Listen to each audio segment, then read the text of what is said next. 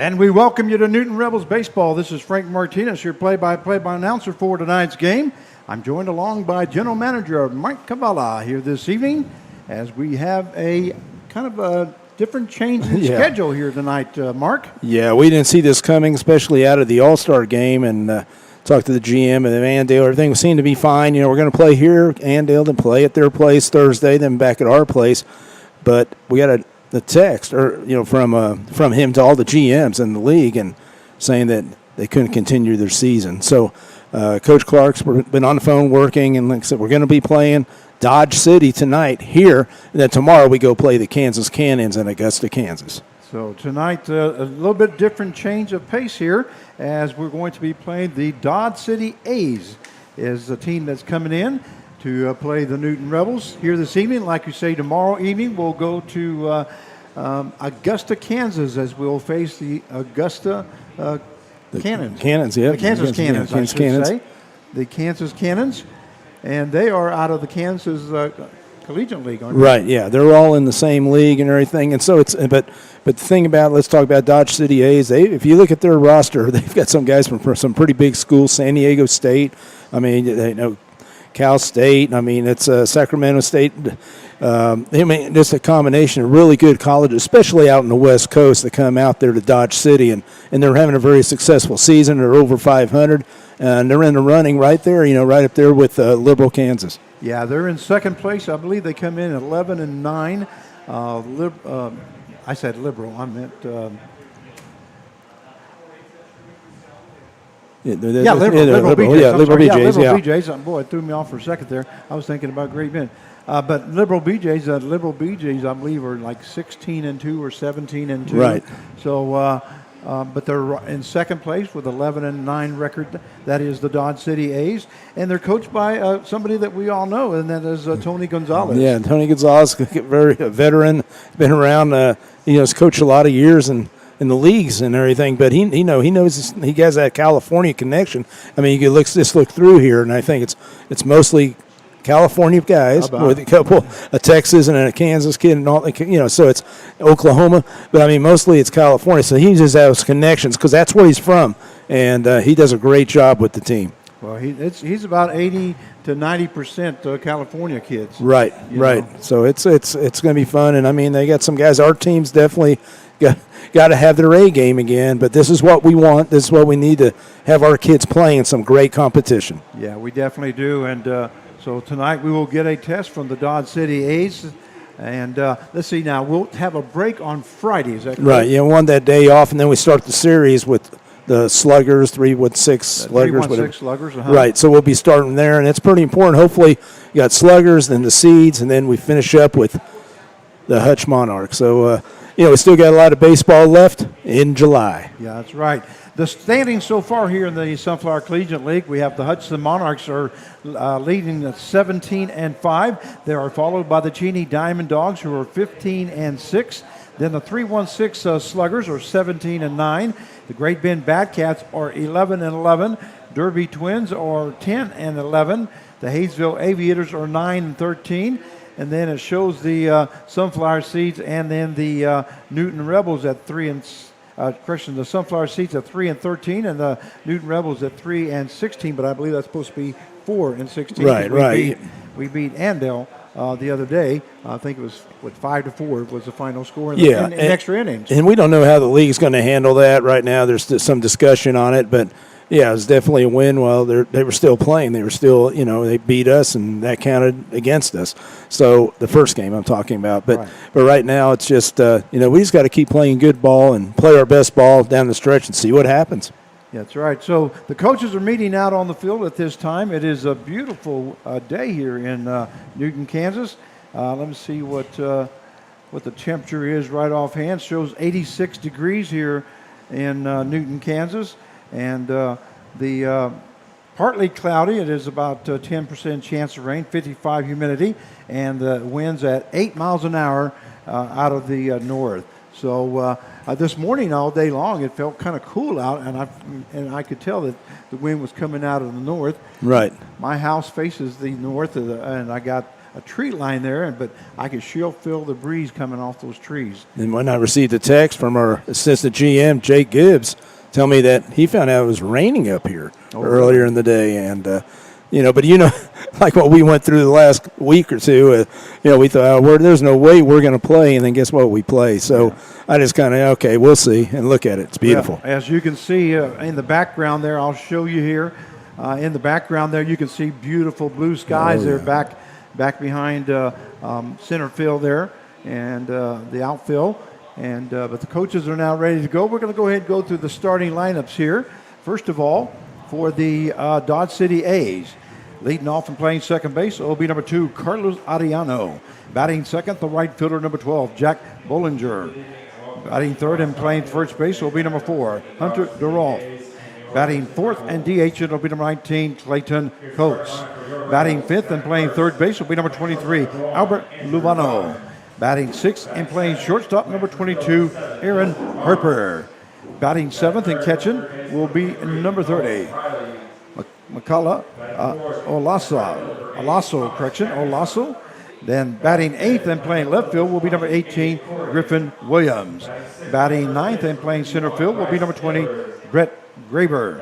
And pitching for the Dodge City A's will be number 26, Tyler Smith. Once again, the head coach for the Dodge City A's is Tony Gonzalez, assisted by Kyle Tinius. And now, here's the starting line. Well, matter of fact, we're going to go out to the field for the national anthem, and then we'll give you the starting lineups after that. We'll be right back.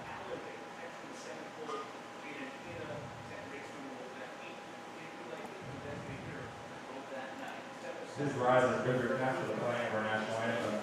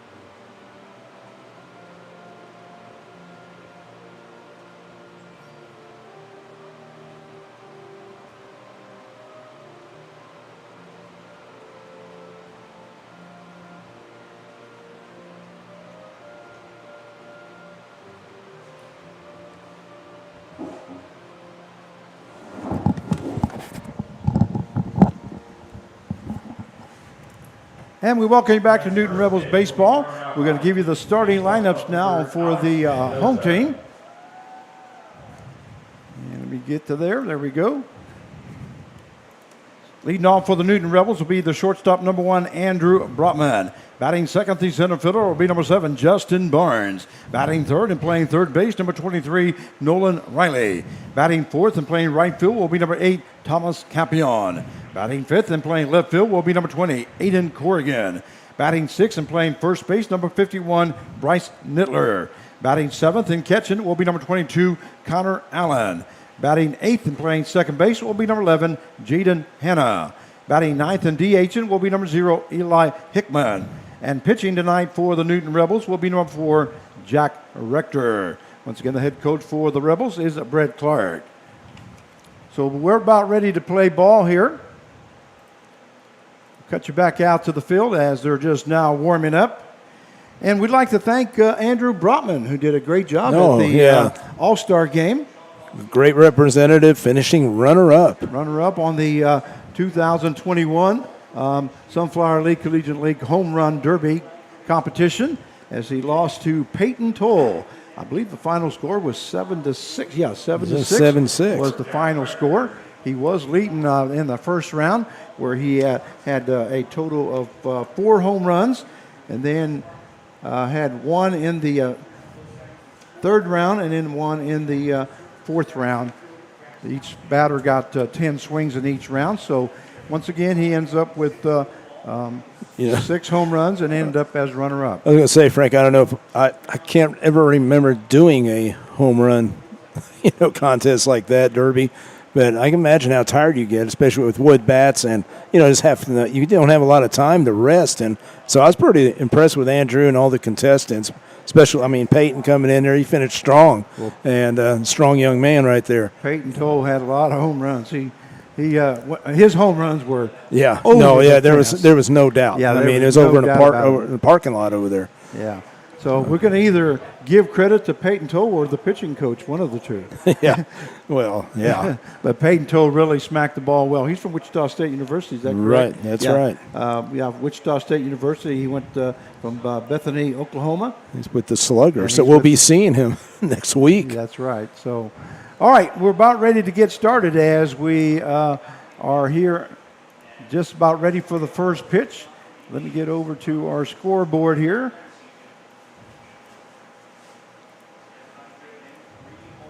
There we go. We'll give you the scoreboard. Leading off for the Dodge City A's will be the second baseman, number 2, Carlos Ariano. Yeah, Ariano, 5'11", 180, right-hander. He's a senior at Cal State Northridge, and he's from Calexico, California.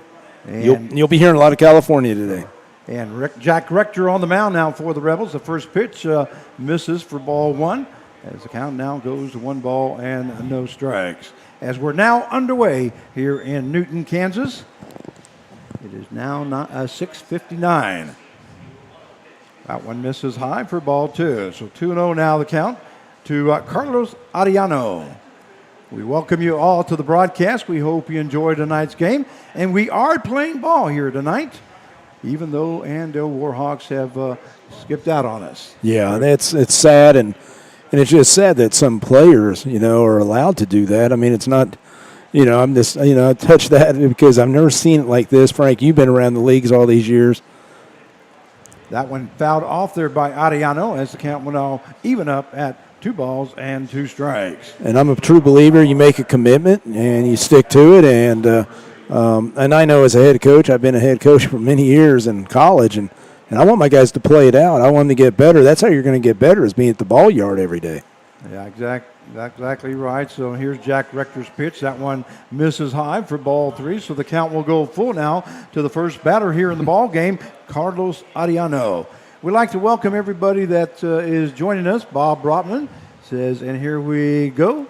And then we got Jeffrey Bolt that says hi. We welcome you to the broadcast. If you'd like to make a chat comment, we'll make sure that we announce your name. That ball hit the shortstop. Andrew Brotman moves to his right, goes over to first base to Bryce Nittler for a 6-3 putout for the first out. And we do have one down now here in the top half of the first inning. That will bring up the right fielder, number 12, Jack Bollinger. Yeah, he's 6 foot 180, outfielder, lefty hitter. He was a freshman, Sacramento State, and he's from Santa Cruz, California. So Jack Bollinger now on the at the plate. Bollinger has competed in 13 ball games. He's been up the bat 55 times, has 23 hits, has scored 6 runs. Yeah, they've got some good players. Like I said, very good programs right there that I'm aware of as a coach. So it's we'll see what happens. Obviously that's why they're one of the best teams in the league. By the way, the Dodge City A's come in with their green jerseys and tan pants. Gray pants, I'm sorry. They're gray pants. The Newton Rebels have their black jerseys on this evening with white pants. And it's very important here that Rector, keeps that ball down. That one misses low for ball 2. So the count now goes to 2 balls and 1 strike now to Jack Bollinger. And as a key, like we always talk, stay ahead in the count and don't get in those hitter counts as a pitcher. So we are playing ball tonight, and we will be in action tomorrow night against the Kansas Cannons. That one misses high for ball 3. So 3 balls, no strikes. So that was a fastball that missed high by Jack Rector. I remember last start that he had, Rector was having a little trouble earlier. That first inning that he came in, and he's got to just let him hit the ball. That swing and a miss there by Bollinger, as the count will go full now at 3-2. Would you mind moving over just a little bit to the right there, sir? Appreciate that. I can't see the field. There you go. Now we're cooking. Now you can't see, right? No, I got it. I got it to the right. Count is full now at 3-2. I appreciate it. I still think you need a call, and they'll make that big window for you, Frank. There's the ball hit to the second baseman. Second baseman hustling in. That's Hannah. Hannah goes to first for out number 2. So there's a 4-3 put out for the second out. And that will bring up the first baseman number 4, Hunter Dorup. I was going to say, Frank, our field is thick. It's very thick field. We all know how thick that grass is and how slow. Even when they just cut it, it was still slow. We could see that. Yeah, that was the grass is awful thick here. The Rec Commission, the Newton Rec Commission, does a great job of maintaining our ball field. And here's the pitch by Rector. That one hit into center field. That one is going to fall in front of Barnes. So that is the first hit of the ball game now for the Dodge City A's. Like I always said, when you're going to let a player on, let a hitter on, whatever, make sure there's 2 outs. And that will bring up the designated hitter number 19, Clayton Coates. That's if you have anything to do with it. Yeah, Coates from 6 foot 200, a catcher. He's a freshman at Sacramento State, and his hometown is Lincoln, California. Coates comes in at competing in 19 ball games so far. He has been up to bat 39 times, has 12 hits, and has scored 10 runs. It's going to be important right now for Rector to get his breaking stuff. And, of course, he sits there and he has a good, pretty decent fastball. But if he can locate that breaking stuff, that will keep him off balance. Count is 1 ball, no strike. Now, and here's the pitch by Rector. That one, a swing and a miss there by Coates, as the count will even up now at 1 ball and 1 strike. And the key that we've been battling, we say it every game, Frank, is keep that pitch count down. I mean, he's at 15 pitches right now. So Jack Rector on the mound here for the Newton Rebels. And here's the pitch. That one misses high, as the count now goes to 2 balls and 1 strike. We have Dorf on at first base, as he reached on a base hit into center field, but we do have 2 down here in the top half of the first inning.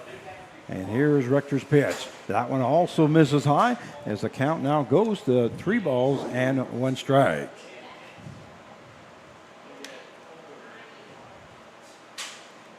Yeah, we're on that skeleton crew, have some people gone, and, some of the volunteers helping out. And there's Mariah now. She's going to be joining us, working the scoreboard. Well, Mariah does, she's a jack of all trades. There goes the runner, and the ball hit into center field. Center fielder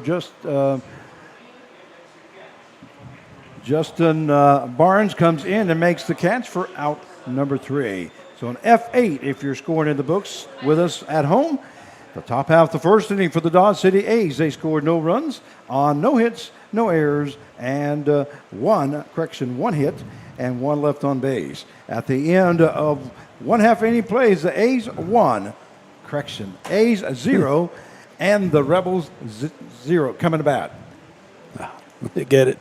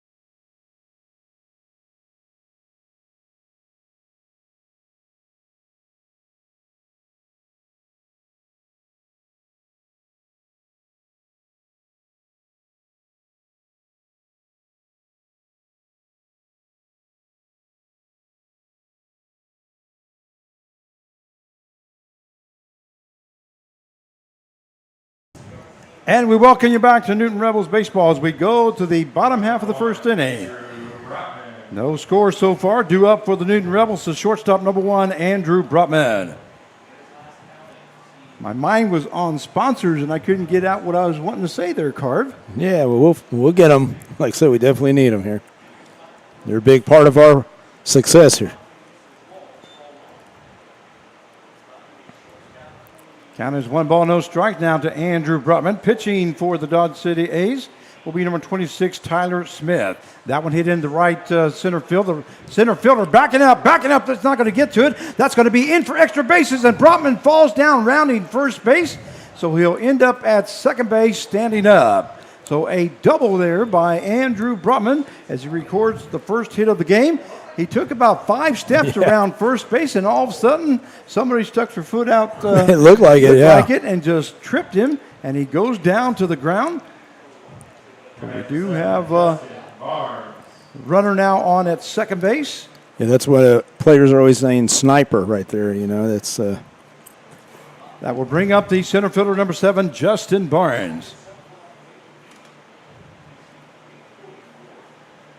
Barnes comes in batting .319 for the Newton Rebels as he's appeared in 13 ball games, has been up to bat 47 times and has 15 hits. He has scored 6 runs here for the Newton Rebels. And he does have a total of 3 RBIs.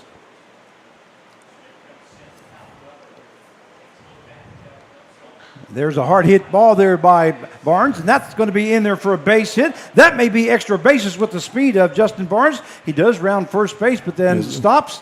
But the run does score from second base is Andrew Brutman, and that is the second hit of the ball game for the Newton Rebels, and the first run as Justin Barnes gets a base hit and an RBI. Yeah, that was a good recovery by the left fielder to keep that to a single. Yeah, because I thought Justin Barnes was going to be standing at second base after he hit that ball down the line. That will bring up the third baseman, number 23, Nolan Riley. Riley comes in batting .308 for the Newton Rebels. First pitch there by Smith, misses low as the count goes to 1 ball, no strike. Runner on at first base with no out. Here in the bottom half of the first inning, 1-0 to score in favor of your Newton Rebels. That one just misses low as the count now goes to 2 balls and 1 strike. Riley has appeared in 15 ball games, has been up to bat 52 times, has 16 hits, and has scored 5 runs, and does have a total of 11 RBIs, by the way. That last RBI there by Barnes. It was impressive, and then, like I said, and seeing him in the All-Star game, him and Brotman and Mason playing the field right there together, that was pretty neat. That was Barnes' 4th RBI of the season. That one right across the knees along the outside corner as the count now goes to 3 balls and 1 strike.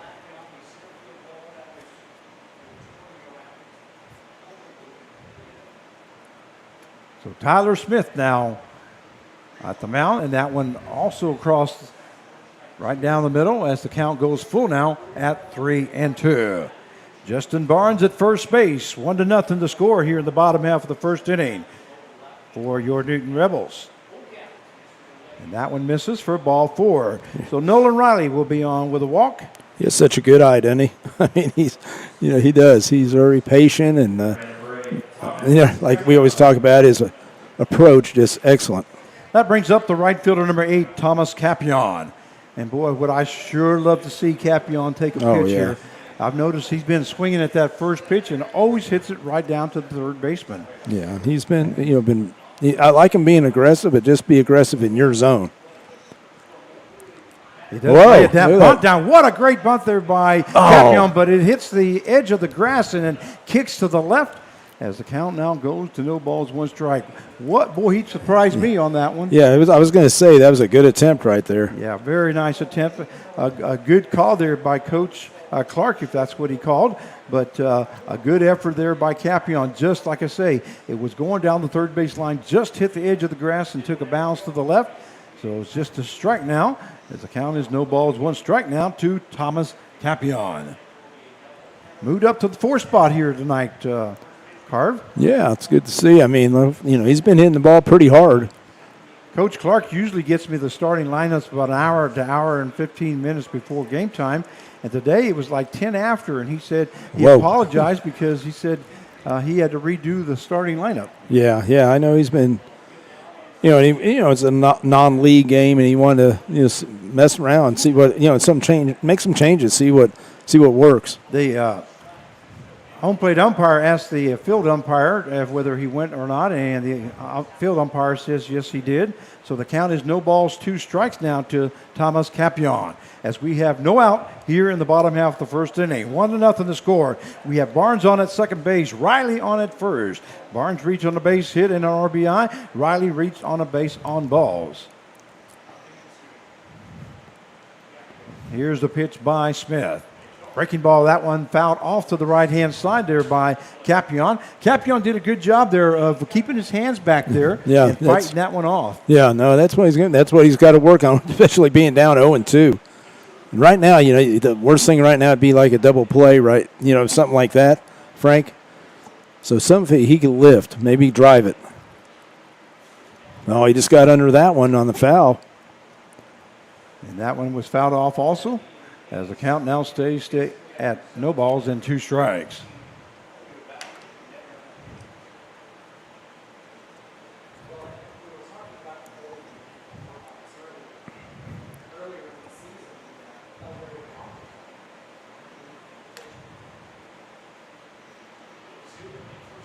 That one fouled off once again by Capion. He's just barely missing right there.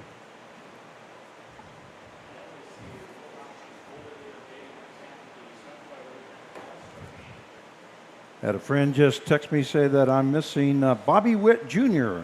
at the Wichita Surge game tonight. Oh, wow. So he's going to be a star, isn't he? Yep. He'd like to have his future. So no balls, 2 strikes, and here's the pitch. Boy. That one lifted to the right-hand side. Looks like the first baseman going all the way to the fence area, but it is going to be out of play. And Thomas Capion hanging tough up there. A lot of kids going to be getting some candy, chasing those foul balls. Joe Enrich, said thumbs up. We're glad to have you on the broadcast here tonight. We hope you enjoy it. No balls, 2 strikes now to Capion. Still 2 guys on base with no outs here in the bottom half of the first inning. And now stepping off is Smith, as Barnes had taken a little bit bigger lead than normal. He's getting in his head a little. I mean, that's what you want. You want to distract that pitcher, so maybe he throws Thomas a good pitch right here. Here's the pitch. That one misses high, as the count will now go to 1 ball and 2 strikes. That friend I was talking about is Cheryl Weber. She's the official scorer for the Wind Surge. Oh, wow. You know her. She used to be with El Dorado. Oh, yeah. So you've known her. She was the secretary there, and I've known Cheryl for many years due to the fact that she also works the NBC with us. There's a swing and a miss there by Capion as he goes down swinging for out number 1. That is the first strikeout by Tyler Smith, and that will bring up the left fielder, number 20, Aiden Corrigan. Well, Capion hung tough there, but he did swing at that and gave us a chance. So a good job there by Capion here, even though he did not make contact on that. He hung tough as he fouled off about 4 or 5 pitches before he finally struck out. Corrigan comes in batting, .220 for the Newton Rebels, as he's appeared in 14 ball games, has been up to bat 50 times, has scored 11 runs, and has 11 hits. That first pitch is called strike 1 to Corrigan. Still standing at second base is Barnes, and at Riley at first. With 1 down now here in the bottom half of the first inning. If you're just now joining us, we welcome you to the broadcast. That one misses high as the count goes to 1 ball and 1 strike. Okay.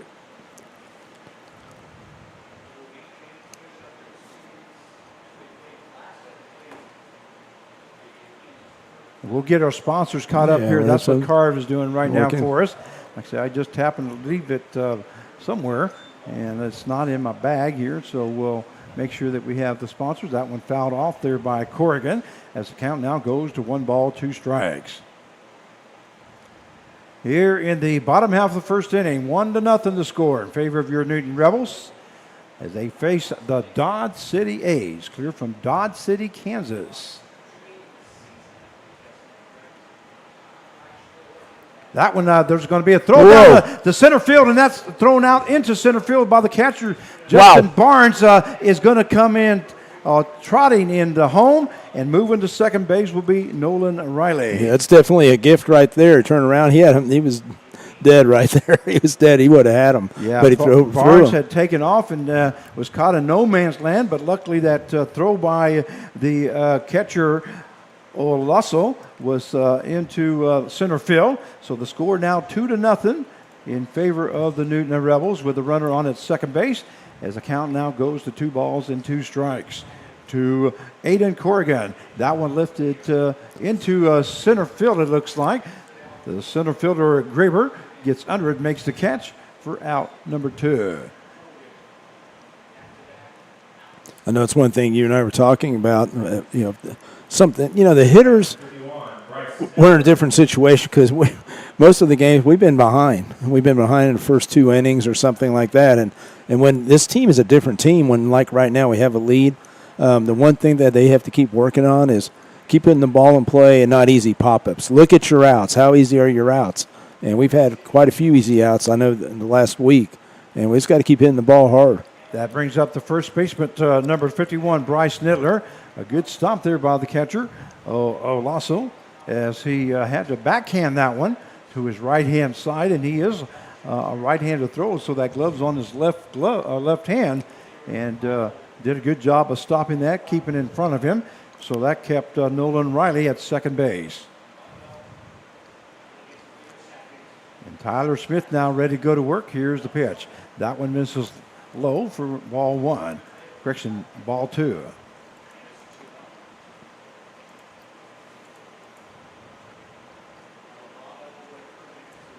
So 2 balls, no strikes now to Nittler. 2-0 to score in favor of your Newton Rebels. A swing and a miss there by Nittler, and the count will now go to 2 balls, 1 strike. Once again, those doubles, that double sponsored by double by Brotman is sponsored by The Cobra Enterprise Store and Stuff and Realty Connections. Appreciate General Manager Mark Carvala as he printed those up for me. And also those play at the plates are sponsored by Colonel Tim Marler family in honor of the Kansas National Guard. Your home team always ready, always there. It's always good to see Tim at the ballpark, and hope to see him around here soon. Half swing there by Nittler, and he did go, so the count will now go full at 3-2. Hey, what about Bryce the other day? A walk-off. Walk-off 2 single strikes, into right field. 2 outs. I mean, boy. Also player of the game. Yep. I think we'll see. We haven't seen the best of him yet. He's going to get better and better over the next 3 weeks. And here's the pitch by Smith. That one lifted into center field. Center fielder backing up a couple steps. Now he comes forward and makes the catch for out number 3. So the bottom half of the second inning for the Newton Rebels, they scored 2 runs on 2 hits, 1 error, and 1 left on base. At the end of 1 inning play, it is the Newton Rebels 2 and the Dodge City A's 0, and we'll be right back.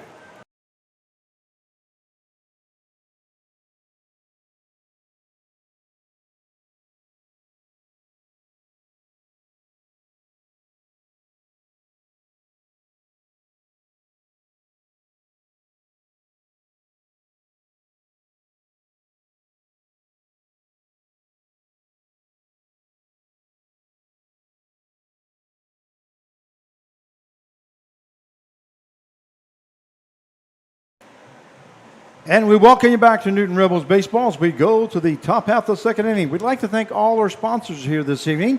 For any double play, we'll be Sponsored by the team of Pate and Paul, attorneys at law. Any doubles this evening, which we had one already, is sponsored by Cobra Enterprise, Store and Stuff, and Realty Connections. Play at the Place will be sponsored by the Colonel Tim Marler family in honor of the Kansas National Guard. Your home team, always ready, always there. Any pitching changes this evening will be sponsored by Ray Ruffin. They have you covered. Any home runs will be sponsored by the John Odeman family, proud friends of the Newton Rebels. Any great plays or the players of the game will be sponsored by the Carl Hodges and family. The Rebels tradition continues since the year 2000. And also, we'd like to thank Back Alley Pizza and Curtis Seas, who sent us out some sandwiches the other night. They're great. And boy, that was a great meal on the way home. Oh, yeah. No, it was very good. So we'd like to thank Curtis Seas and Back Alley Pizzas. Also like to thank all our host families for all you do for all our players. Yeah, they're very special. Like I said, if you want to be a host fan, especially next year, just let us know. We're still building in the building stage here of the Newton Rebels, but we definitely could use that and a lot more sponsors, and we'll talk more about that. Yeah, due up now here in the top half of the second inning for the Dodge City A's will be the third baseman, number 23, Albert Luvano.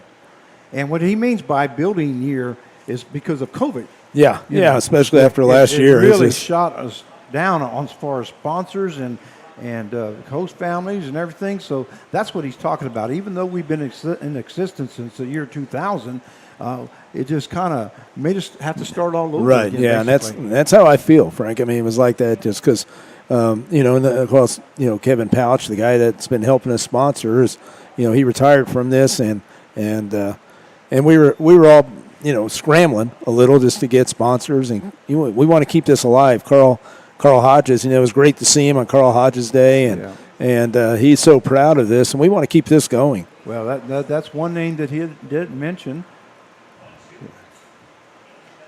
That one fouled off as the count now goes to 1-2 strikes. So let me clear as we go to the top half of the second inning. 1-2 strikes. Yeah, I was going to say Lovano, 6 foot 190, third baseman, CSU, Dominicus Hills. And that one, a swing and a miss there by Luvano as he goes down swinging for out number 1. And that is the first strikeout recorded by Jack Richter. As we have one down now here in the top half of the second inning. And that will bring up the shortstop, number 22, Aaron Harper. Yeah, Harper, 6'2", 200. Shortstop, third baseman, righty. He's a sophomore from Mount San Jacinto. And that's in Hemet. His hometown is Hemet, California. Okay, so Harper is now up. Harper comes in batting. Actually, what happened to the batting order here? Did he changed it up on you there, Frank? Boy, it did. Looks like they did. It went away. Yeah. For some reason, the batting orders or the batting averages went away. Jake, you need to fix this, right? No. We always have GM, assistant GM, Jake Gibbs, on call. That one is fouled off as the count now goes to 1-1 strike now to Harper. One down here in the top half of the second inning. 2-0 is the score in favor of your Newton Rebels. Yeah, I was talking to Tony Gonzalez before the game, had a good talk, and he was very, just happy that, they come out here and play, and he likes playing out in this area. It's kind of a jump, hip, and a stop. There goes Hanna to the right side. Nice. At second base as he had to move and then throw across his body for out number 2. So a 4-3 put out for the second out here of the inning. And that will bring up the catcher, number 30. All right, let me think this. It was Makala Olaso. Yeah, Lasso, 6'2", 225. It is Makala Olaso. Yep. And he is also a catcher, right-handed. But he is from San Jose State. Yeah, he is a new face to the Dodge City Aces. He's only appeared in 3 ball games, has been up to bat 6 times, and has 2 hits. Yeah, I was talking to Tony Gonzalez. He's the manager of the team, and he said that he got some new guys in. Just had a new pitcher just come in 4 a.m. from this morning from San Diego State. So they're still grinding. They're still bringing in some players. So 1-1 now the count to Olaso. Here's the pitch by Rector. That one in there for call strike, as the count will now go to 1-2 strikes. Once again, we welcome you to Newton Rebels Baseball. If you're joining us, we hope you enjoy the broadcast. Rebels will be playing tonight against the Dodge City A's. That one hit to the right-hand side, and Nittler moving over to the first base dugout, but that's going to be out of play. And then tomorrow evening, we will have another game. Once again, the series between the Newton Rebels and the Andale Warhawks had to go away due to the fact that Andale dropped out of the league here. Yeah, it's like I said, after the All-Star break. it's just like I think it's kind of what you were saying. Things have changed, especially after the COVID, and That one fouled off there by Olasco. but I still think, Frank, the kids need to be accountable. Yeah. I think they need, once they sign up for a team, they need to finish it up, and then there's reasons. I mean, especially when it's non-injury related. Yeah, I totally agree. Your word is your word. Many years ago, it used to be anyway. That one lifted into center field. Barnes backing up now. He's coming to his left. Makes the catch for out number 3. So the top half of the second inning for the Dodge City A's. They scored no runs on no hits, no errors, and nobody left on base. At the end of 1.5 innings of play, it is the Newton Rebels 2 and the Dodge City A's 0, and we'll be right back.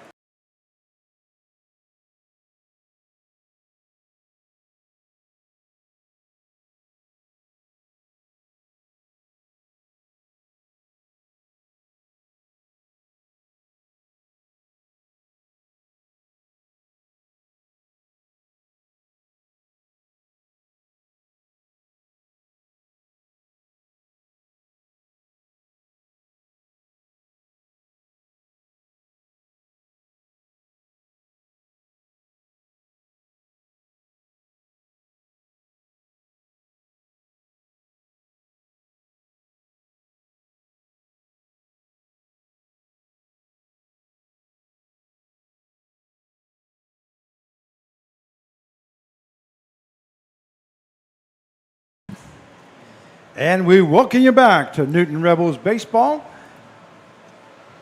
I am Frank Martinez, and this is Mark Cavala, our general manager, who's doing, what are you doing tonight anyway? Color? Yeah, I think so. Color and a little bit of surviving. That's what I'm trying to do. A little bit of everything. Yeah. Oh, yeah. Like I said, everybody, we're on the skeleton crew. Look at this. Mariah's up here doing the scoreboard. I mean, I got the assistant GM. Let's take a look at them anyway. Yeah, look at them Over working. to the right, there's Jake Gibbs, who's doing the PA announcing, and Mariah. Say hi, Mariah. She was gone last week. We kind of missed her. Yeah. All right, let me get back. Just wasn't the same. And we'll cut back out to the field as we go to the bottom half of the second inning. Due up for the Rebels will be the catcher number 22, Connor Allen. So Allen now.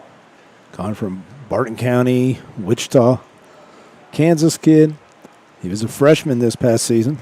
Allen comes in batting. Whoa, and that hits nice. him. I mean, So that's Connor good. Allen Get on base. gets on base as a hit batsman. So he will be on at first base as we are in the bottom half of the second inning. Runner on at first base and no outs. That will bring up the second baseman, number 11, Jaden Hanna. Again, with Jaden Hanna, coach might have him do a little bunt down here. Like I said, he knows he's a very good bunter. Yeah, Hanna is one of the best bunters on the team that I have noticed anyway. At least he gets the runner, gets him over the second base and prevent maybe a possible double play, but we'll see what he does. Third baseman's playing about even up. And here's the pitch. That is bunt is laid down. That right back to the pitcher. He's only got one play, and that is going to first base. And looks like the first baseman almost couldn't see that due to the sun. Kind of just lobbed it over his head, had to reach up, and the sun's right there. That could have been a little worse. But so that is a sacrifice by Jaden Hanna, and that is a 1-3 put out for the first out. And Connor Allen moves to second base. that's good. He did his job. That's all you can do. Do your job. If everybody does their job, guess what? We'll score a lot of runs. And I have no idea, but my base won't stay colored. Keep pushing number 2, and it won't go. There we go. Boy, I don't know what happened. Count is no balls, 1 strike now. The batter is designated hitter number 0, Eli Hickman. You know, and Eli's kind of guy like we talked about. He's fast, you know, and I like to see him, you know, keep hitting it down, hit those infield holes, hit those gaps. There's a foul off there by Hickman as the count goes to no balls, 2 strike. 1 down here in the bottom half of the second inning. Hickman comes in batting .265 for the Newton Rebels as he's appeared in 12 ball games, has been up to bat 34 times, has 9 hits, and has scored 8 runs. Also has a total of, I believe, 4 RBIs. That one misses outside as the count now goes to 1 ball and 2 strikes. You know, that's the thing that I've tried to, through my coaching career, try to get guys to try to respond to that. Just get on base. Get on base, you can make things happen. We call them the rabbits or whatever, you know, but get on base because you create havoc. Here's the pitch by Smith. That one's a swing and a miss there by Hickman, and he goes down swinging for out number 2. That is the second strikeout recorded by Tyler Smith here this evening. So we have 2 down now, and that will bring up the shortstop number 1, Andrew Brotman. Brotman is 1 for 1 here this evening as he started up the ball game with a double into right center field. Yeah, he's having a great season for the Rebels. Breaking ball just misses outside as the count now goes to 1 ball and no strikes. It's good. I was going to say it's good to see Brotman. It seems like he's been a lot more patient. Yeah, that's notice the first couple of weeks that a lot of our guys were swinging awful early. Now they're being a little bit more patient and taking more pitches and hitting their pitch. That's exactly what they need to do. Here's the pitch. That's a fastball that's fouled off to the right-hand side. Will be out of play as the count will now go to 1 ball and 1 strike.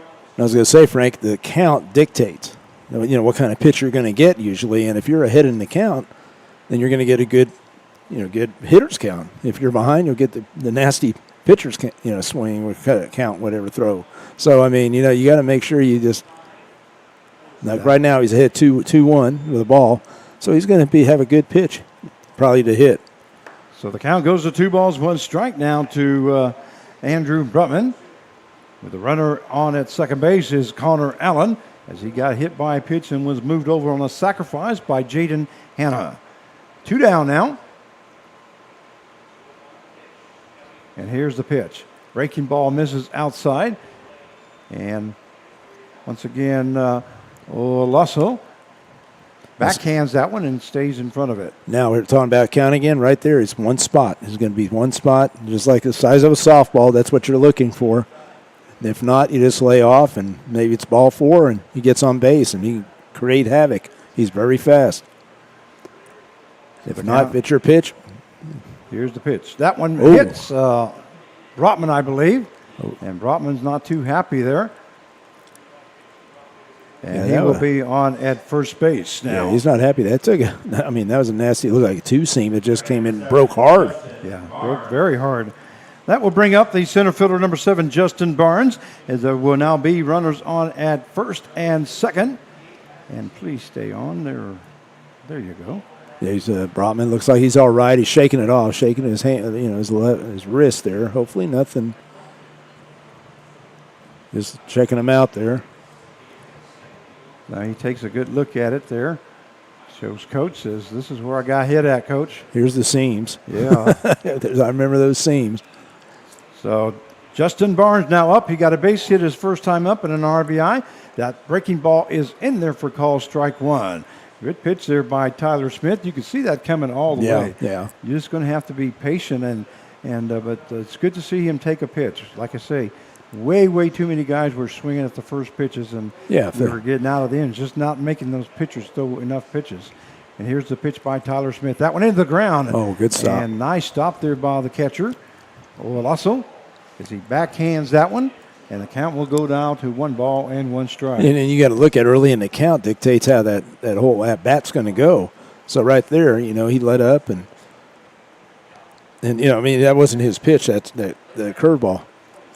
That one misses, and there goes the ball to the right-hand side. That time Olaso was not able to stay in front of it, and the runners will advance as Allen moves to third base and Brotman moves to second, and the count now is 2 balls and 1 strike.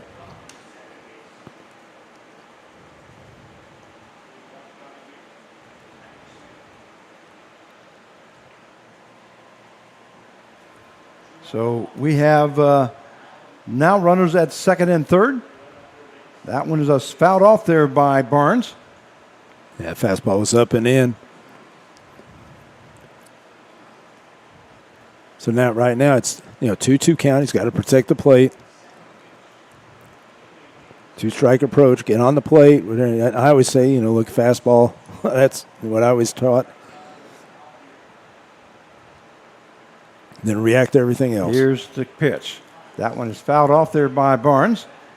Its count will stay at 2 balls and 2 strikes. Runners on at second and third base. Well, I don't know what's going on with our base things now because it's just not clicking off.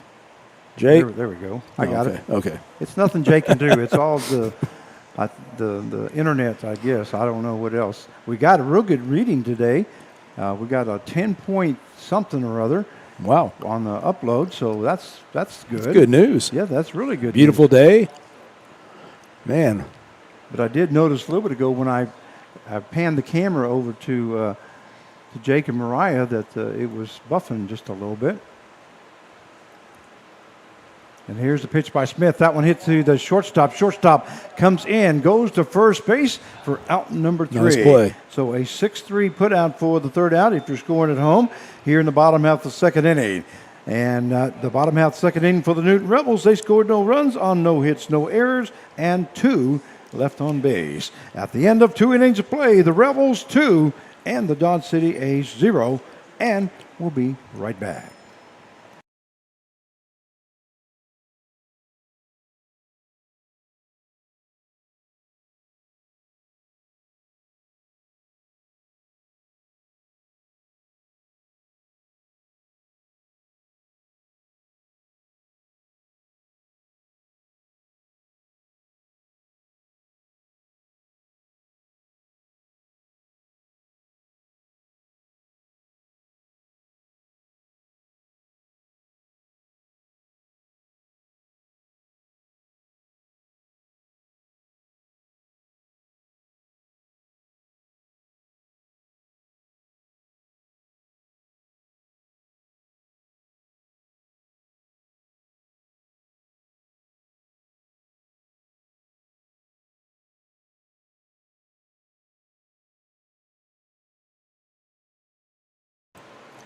And we welcome you back to Newton Rebels Baseball. This is Frank Martinez, your play-by-play announcer, and I'm joined along by Mr. Mark Cavalli here this evening, General Manager for the Newton Rebels. Well, Mark, in a couple of days ago, we didn't think we were going to be playing ball here tonight. No. Once we found out that the Andale Warhawks had dropped out of the league, and it just kind of put us in a limbo. Yeah. And I know that you and the coaching staff have worked hard to try to get us a schedule for the next couple of days. Well, these kids need to be playing. I mean, that's the whole thing. Regardless of record or whatever, they need to keep playing, and that's what we plan on doing. And look who's here. Mr. Jim. Mr. Jim is here to give us some water. We're going to go back out to the field. Say hi there, Jim. There you go. Director of Hospitality right there. And he makes sure that we have plenty of water. Due up here in the top half of the third inning for the Dodge City A's will be the left fielder, number 18, Griffin Williams. And I just noticed something, Carv. What's that? I'm not going to tell you. I'm going to see if the fans know what I'm talking about. Hey, looky here. Oh, that's what you're talking about. That's what I'm talking about. about. Hey, I better get my money. I better get my billfold out. I'm going to pay for some pizza. I thought this was on Gibbs. Oh, no. Gibbs. Are you kidding me? Gibbs is broke. It's on me. Top half of the third inning. Score is 2-0 in favor of the Newton Rebels. Count as no balls, 1 strike. I'm going to, my billfold's right there so I can pay for that. How much we owe there? Well, I don't know. Count as no balls, 2 strikes. You go ahead and talk. Let me go to get my money here. Okay, here we go. Rector, 0-2 count. Let's see what he throws here.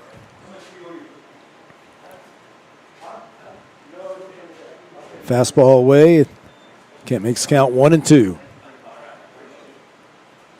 Rector looks like he's getting his control going right here, Frank. Oh, okay. So what we got here, Frank? Well, we got some pizza come in from Back Alley Pizza. Oh my gosh! And They, I got my money to pay for it, and they said it's on the house, and we Whoa. appreciate it. We appreciate it. Thank you, sir. You want to take turns so you can eat it, Frank, and we can. You got to learn how to do this. When you do 5 or 7 games in a row, you just got to learn how to talk and be able to maneuver that food in your mouth. Oh yeah. That's great. So great once again, pizza. we'd like to thank Back Alley Pizza for the pizzas here tonight. We did give them a nice little tip, though.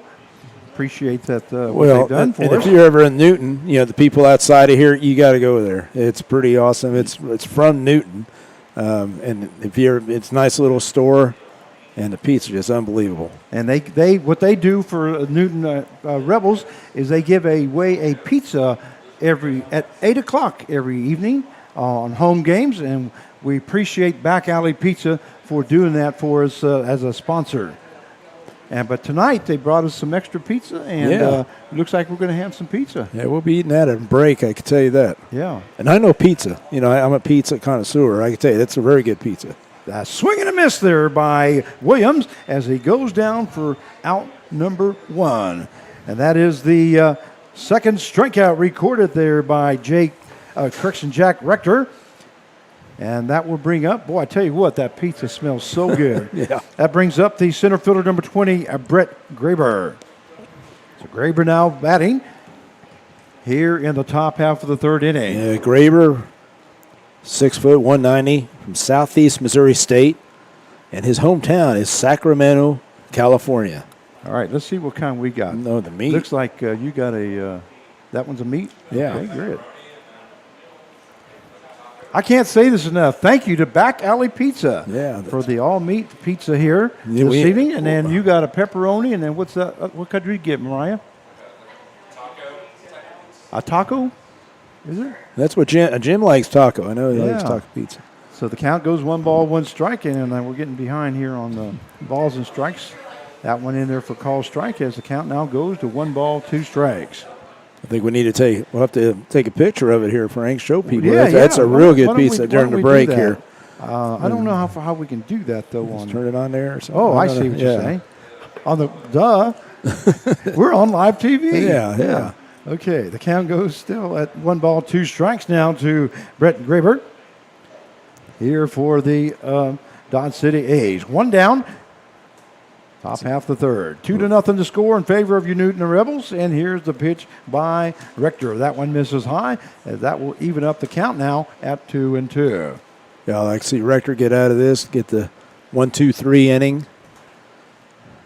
Like I say, keep that pitch count down, because I like to see him go pretty far into this game. Well, all our pitchers have been going at least 5 to 7 innings, and that has really helped out our pitcher. That ball hit into center field. Looks like Barnes was trying to make a basket catch there and was not able to get to it. So I'm trying to do that Willie Mays catch or something. Exactly right.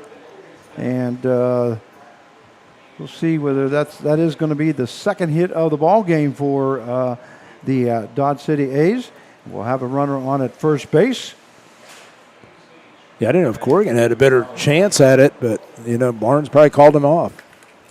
Here between innings, we'll show that pizza. How's that? Looks good. Just well, it may look good, but I'll tell you something. Yeah. It smells even better. And I'm waiting. I can't wait. My mouth is watering, matter of fact. I know Mark from the Newton Kansan right here to my right. He's talked about the pizzas there. And that one in there for call strike 1. He recommends it, don't you?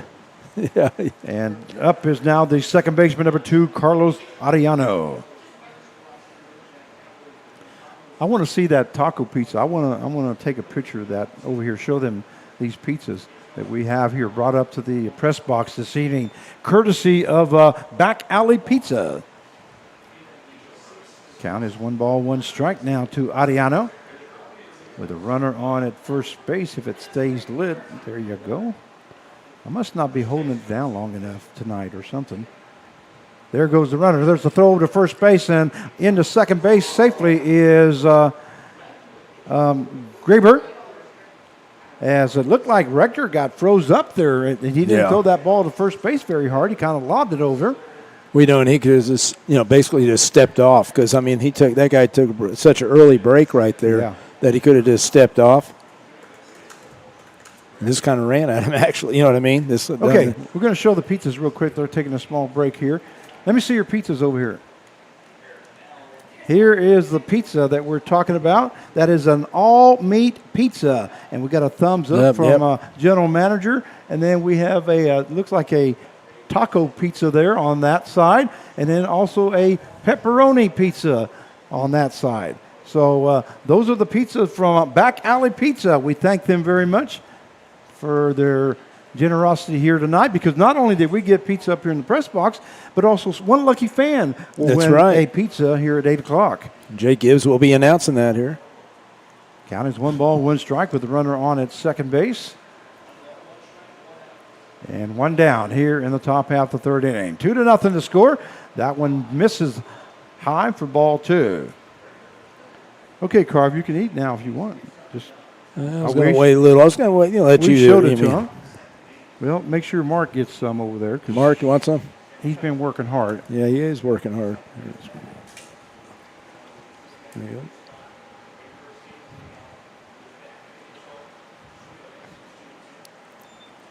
A swing and a miss there by Ariano, as the count now goes to 2 balls and 2 strikes. You notice I did that swing and a miss You did that. with a mouthful of pizza. Oh, did you? I couldn't tell that. We'll have to take our turns here. I told you, you got to learn how to Yeah. maneuver the food in your mouth when you're announcing. Well, good play there. That one misses By Ellen. low for ball 3, as the count goes full now to Ariano. 1 down now. You probably hear us smacking now. Is that you smacking or me? No, I think that's you. I hit my mic off here, so. Well, this Back Alley Pizzas, I'm going to tell you what, this is the first time I've had this. This is a really good pizza. You make sure you tell them back home there that they make some great pizza. That one is ball 4, and we'll have runner on at first and second now with 1 down, and that will bring up the right fielder, number 12, Jack Bollinger. Yeah, Bollinger, 6 foot, 180. Outfielder from Sacramento State. Santa Cruz, California. You ever been out there, Frank? Play golf? Santa Cruz? I've been out in that area many years ago. Carb. Rule number 1, never ask a man a question with his mouth full Okay. of pizza. I'll have to make sure I look next time. That's Yeah, you're going to have to make sure you look next time. No, I don't think I have. Here's the pitch now. That one across the in there for call strike to Bollinger, as he is the 4th batter here now in the top half of the 3rd inning. We have runners on at first and second with 1 down. Score 2-0 in favor of your Newton Rebels. Yeah, definitely need a double play right now. I want to keep that pitch count. That one fouled off there by Bollinger, and chasing it is Nolan Riley, but not able to get to it, as the count now goes to no balls and 2 strikes. I don't think Jake Gibbs is going to share his pizza. No, that's for. We have to get up. No. That's not the rules. At our house, you pass the pizza. I'm sure Mama Gibbs is on here. Put one of those over there. That looks good. I don't know what kind it is, but it's got Doritos on it. Yeah, that's unusual. I'm curious to taste that. Count is still no balls, 2 strikes, as that one is fouled off. It's nice trying all these different flavors. Yeah. You want a pepperoni? As you can tell, I didn't have lunch, so that's why pepperoni? I'm hungry. So no balls, 2 strikes now. Had fun today in the press box. I'm usually running around doing crazy stuff downstairs and everything with Mr. Jim down there, and he's I'm glad he can take care of that down there. You know what? They've been watching us eat food. No, I have they? forgot to set the camera back out to the field. Now that is hilarious.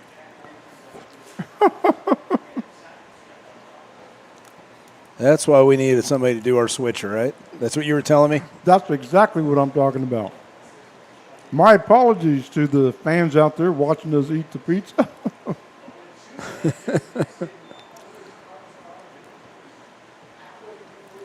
I wish somebody would have said something. Yeah. Like, boy, that looks good. You just with your mouth full. I figured Bob would say something there, you know. Yeah, you would think Bob Brotman or somebody would say something to us like, hey, guys, we're watching you eat your pizza. My apologies once again. I meant to get us back out to the field. And now I just noticed something else. It says, we'll be right back. Let me take that off of there. It works. As the count goes 2 balls, 2 strikes now. 1 down. I do have runners on first and second. And there goes the batter, the runner, correction. That ball hit into right down the line. That's going to be in for a base hit. And 1 run will score from second base coming around. Well, the throw was a second base, and in safely is Bollinger as he ends up with a double and an RBI. So Graber scores from second base, ends up at third base is Ariano. Yeah, and Bryce Nittler, the first baseman, he's looking at it. He thought it was foul all the way. Yeah, he thought it was a foul ball, and but the umpire right away called fair ball. So the now due up now for the Dodge City A's is the first baseman number 4, Hunter Dura.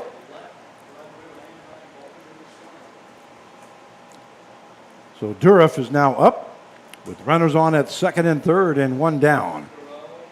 2-1 to score. Favor of your Rebels. Now swing and a miss there by Durif as the count goes to no balls and 1 strike. Carv, I just happened to look up there and notice that we were on air. Munching away, huh? Yeah, munching away. I thought that was funny. That's one of our sponsors here. I mean, I'm glad, people realize that we eat this stuff. That one hit to the right-hand side. Nittler moving to the dugout area, and that's going to be out of play. Also Connor Allen, and the count will stay at no balls, 2 strikes.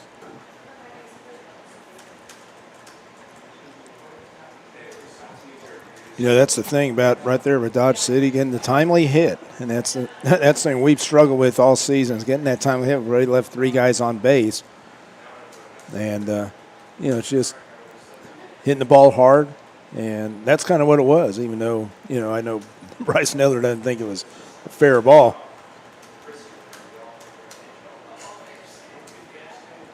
Oh, man. He jammed him there, didn't he? Sure did, and the ball was hit to the third baseman, Nolan Riley, for out number 2. That will bring up the designated hitter, number 19, Clayton Coates. As we have 2 down now. 2-1 is the score in favor of the Newton Rebels. It's really amazing. You and I were talking about before the game how many guys from California are on this roster. You wouldn't think at Dodge City that many, but there's a lot of ball players, a lot of colleges. If anybody get online and look at colleges and in the state, they have their own World Series college for JUCOs.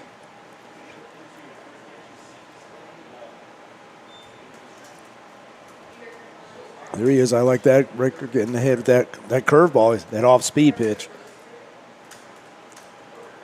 Keep this a 1-run game. Count is no balls, 1 strike now to Coates. And here's Richter's pitch. That one is lifted into left field. That's going to be in for a base hit. The second run will score. Here comes the throw there from the Corrigan and a left field. And the score now is tied up at 2 apiece with a runner on at first and third now with 2 down. Yeah, he was just sitting on that fastball right there. And Coates records his first hit of the game and an RBI. That will bring up the third baseman, number 23, Albert Luvano. Luvano now up at the plate. 2-2 now the score.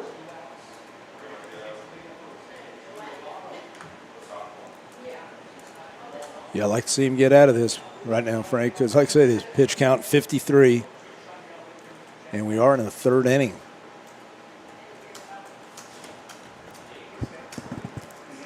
Now there's no balls, one strike.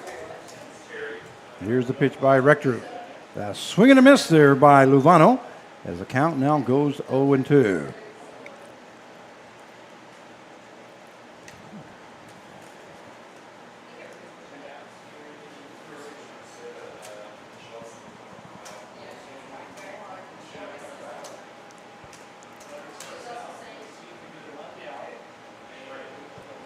Yeah. Runner takes off on the before Rector pitches the ball. Yeah, they were trying to get him in that, 2 out, try to get a little rundown type thing and have the guy score from third base. And, Rector right now just concentrate on, he was 0-2 in the count.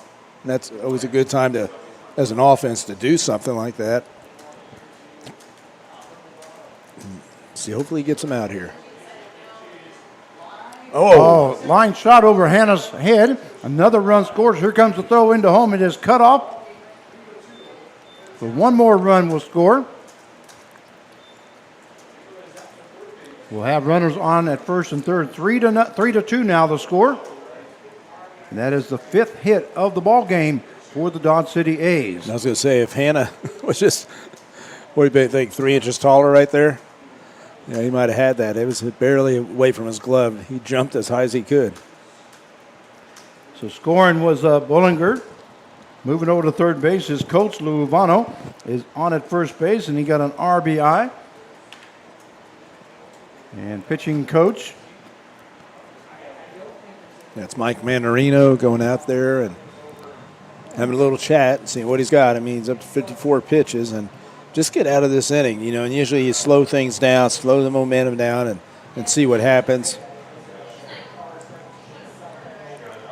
I think the umpire's done a good job. I mean, he's been calling it pretty consistent.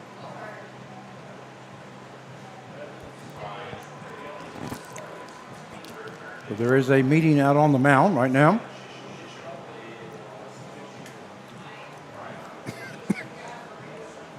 As we continue to feed our faces. Oh, yeah.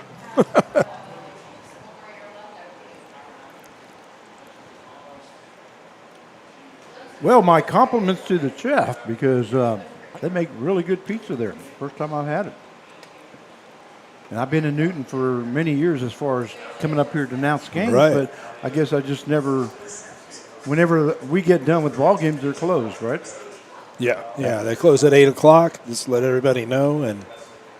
But definitely, when you come here to watch some baseball and in the future, stop in to see them. I'm going to have to stop in just to tell them thank you for the pizza. No balls, one strike. Here's the pitch now. That one in there for call strike 2. Well, Rector's been getting ahead of the batters here, but just has not been able to get them out as little singles over shortstop hit, and then that one over to Hannah's at second base. And I think most of them been fastballs. There's a swing and a miss, and looks like Harper goes down for out number 3. That is the third out, but not before. The Dodge City A's, they scored 3 runs on 4 hits, no errors, and 2 left on base. At the end of 2.5 innings of play, it is the A's 3 and the Rebels 2, and we'll be right back.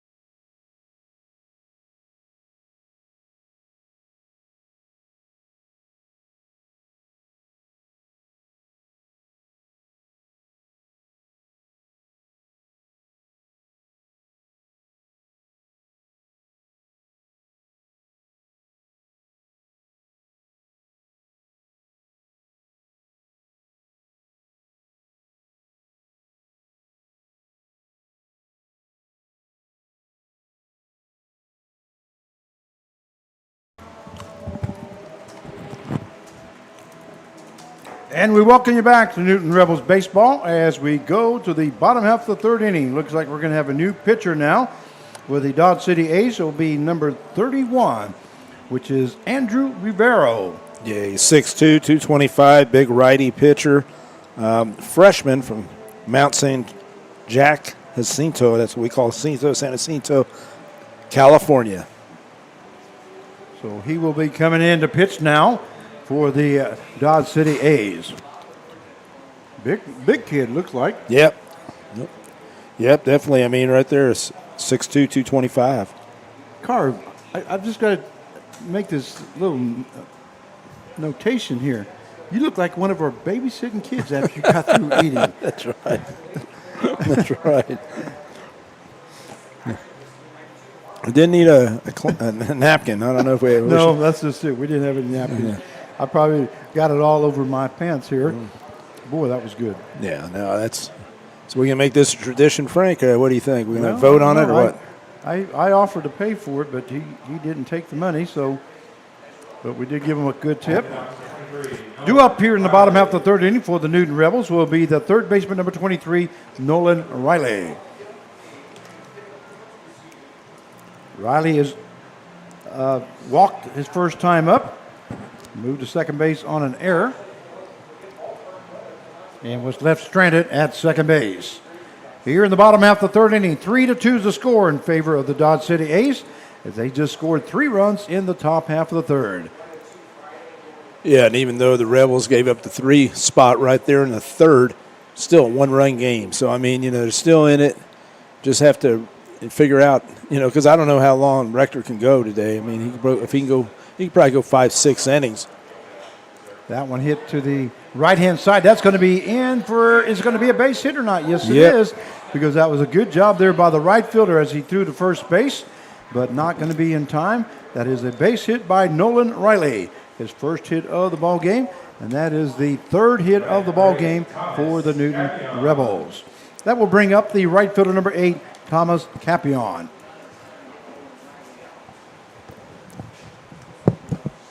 Lexi Thomas from Hawaii. Sure as folks are watching and hope everything's going great out there. I know the weather's great.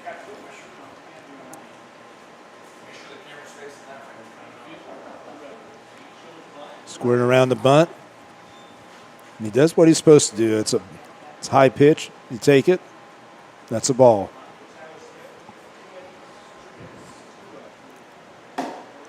I like how Capion's taking a little more time now, Frank. Before he seemed like he was just staying in that box. He's getting out now, making it his time.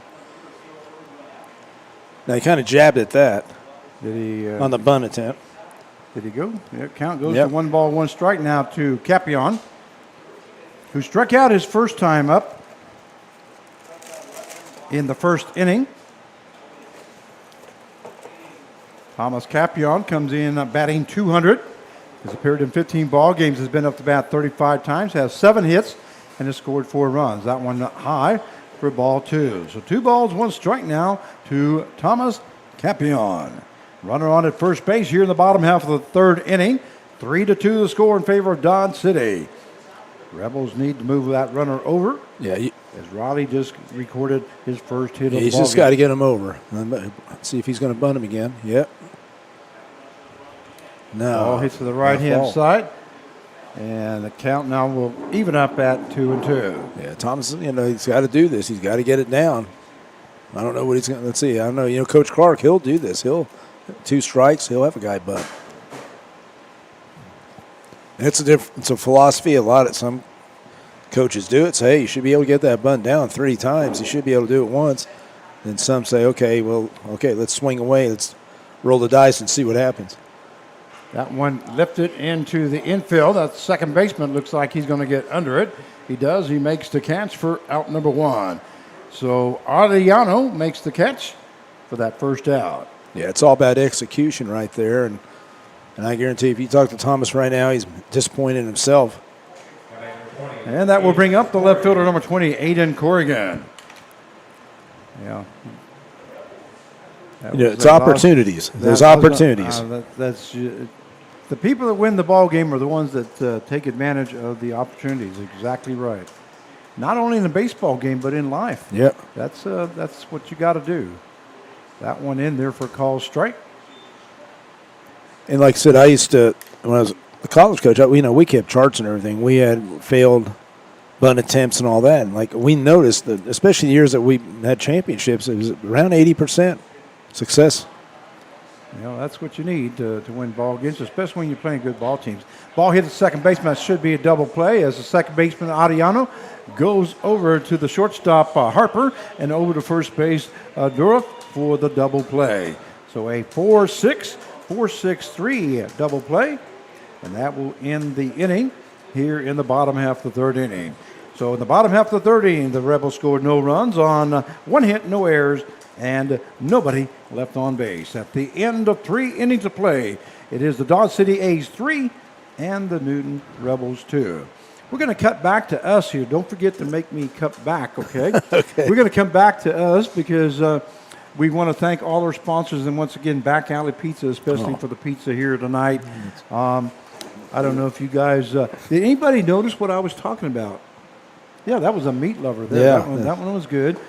Jake has a pepperoni all to himself. You notice how he kind of Yeah, I know that. That's the way them college kids do. They kind of put their arms around like this here to where if somebody comes near them, they kind of block them out. Yeah, And, but Mariah, she shared her pizza. Yeah. She brought it all the way this way and then let us have a piece of it, and it was awful good. So, but anyway, did anybody notice what I was talking about earlier? No. You still haven't noticed. And I was sitting right here next to you. What, the pizza? The pizza? No. No. That's why I remember I said, hey, the pizza? You go, yeah. Okay, I tell you what. The first person that posts on chat what the difference is that you see, we'll give you some kind of prize. I don't know what. We'll call you the champion of the YouTube channel. How's that? Well, what do you mean, the see us or see? Well, see just on something different. There's something different. I don't know what it is. But we're going to go back out to the field and just let us know if you see something different. Okay, here goes. All right. Now we go to the top half of the fourth inning. Due up for the Dodge City A's will be the catcher, number 30, McCullough Olasso. Olasso is the last name. Well, I'm going to have to practice that Lasso, name. yeah, 6'2", 225, the big catcher, San Jose State. Rector going into his fourth inning. Whoa. Kind of let that go a little early. Yeah, Bob Brotman says, glad you finally got pizza. Yeah, you had to sit there and watch me eat it, and I apologize about that. As the count goes 1 ball and no strikes. Here in the top half of the fourth inning, that one is lifted to the right-hand side. Nittler moving to his left, and looks like he's going to make the catch. And not only does he make the catch, but wow, Hannah catches Nittler. What a play there. Wow, what a play. He was kind of spinning around. I didn't know if he was going to get it, but he did catch Nittler. As Nittler was going down, Jack Hanna. I'm sure he's heard that before. Yeah, I'm sure he has too. Oh, my goodness. Jaden Hanna made the catch of Nittler. So we have one down, and that will bring up the left fielder, number 18, Griffin Williams. It's pretty impressive how far Hanna had to go there if you look at where he plays. Oh, yeah. And here is Rector's pitch. That one in there for call strike. Yeah, I wonder how many times Jaden Hanna has been called Jack Hanna. Yeah. Oh, yeah. Those of you that may not know who Jack Hanna is, but we do. That one in there for a call strike as the count now goes to no balls and 2 strikes. It's going to be interesting to see how far he goes with Rector today, because I think he'll be starting. That's a ball hit to the third base. He picks it up, goes to first. Oh, and Nittler drops the ball as that goes off the end of his glove. So that's going to be an error on the first baseman, and Olasso ends up at second base. Yeah, it kind of came into him. I don't know if the throw was just tailing towards the home plate side of first base and where the runner was coming, So I don't know if he was just thinking about that. It could have been a lot worse, injury or something right there. It looked like it just went off the end of his mitt there, but it was there in plenty of time. Unfortunately, that's going to be an error, and that is the first error of the ball game for the Newton Rebels. A runner on at second base, and that will bring up the left fielder, number 18, Griffin Williams. And the thing about Riley, he doesn't make that many errors. Well, I don't think it was an error on the throw. I think it was an error on the the first baseman there. What do you think? Ask Mark from the. What did he say? What's that? What'd you get? It was right there, he says. So he thought it was That's a what I catch. thought. Yeah, My I knew it might have angle- tailed just a little, but you need to catch that. My yeah. angle showed that it was right on line, and it just went off the end of the glove. Here goes the pitch, and that one hits the outside corner. As the count now goes to 1-1 now. The batter is the left fielder, number 18, Griffin Williams. He's at 61 pitches right now.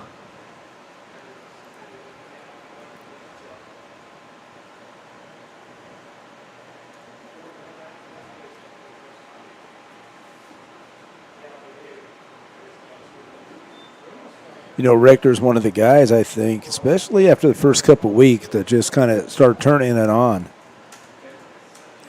I mean, I think his classic game this summer was the one against Cheney. You know, he did a great job shutting them down. Count is 2-1 strike now. Runner on at second base here in the top half of the fourth inning. And here's the pitch. They're not on the wrong side of the Wrong bag there side. by Connor Allen. And in safely will be Olasco. Yeah, if he had it on the, in the fair side of third base, he's out. Yeah, that's right, because that was right on the bag, but it was just on the line side instead of the inside of the bag. And it's one thing, Frank. I used to be very aggressive coach. I mean, where we would we'd run a lot. You know, we had one of the top. That one lifted to the right-hand side. Looks like Thomas Capion will catch that ball in right field, and he'll be throwing that ball into home. And that is a strike there into home, so no advancement by Olasco, as we have one down now on an F9 if you're scoring at home for that first out. But the point I was going to get to is, we got a runner on second base with a left-handed pitcher. We're going to go ahead and we'll steal a lot, because we usually get a couple more steps because we got his blind side behind him. We do have, that was Graber fouling out. I'm sorry about that. And now up is the second baseman, number 2, Carlos Arellano. Arellano from Cal State Northridge.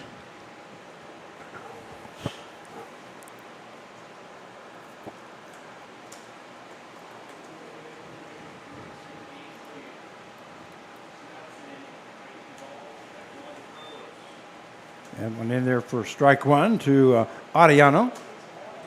So we are in the top half of the fourth inning. 3-2 the score in favor of Dodge City, but they do have a runner on at third base and are threatening here in the top half of the fourth. Here's the pitch by Rector. That one fouled off, as the count will go now to no balls and 2 strikes. The one thing that the Rebels, I would say that they've done all, this whole summer is fighting back from being behind. Wouldn't you say, Frank? I mean, that's, it's like we're constantly behind, but we've been battling. Well, that's definitely was true the first couple of weeks, as we would get down 5-0, 7-0, 8-0. That one misses as he tried to throw a breaking ball, and the count will go to 1 ball, 2 strikes.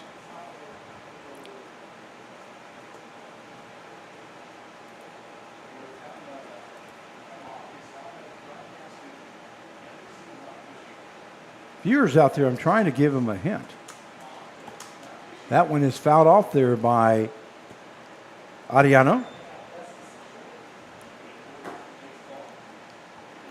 I put a question out there on chat. Collects. What is different? Show him again.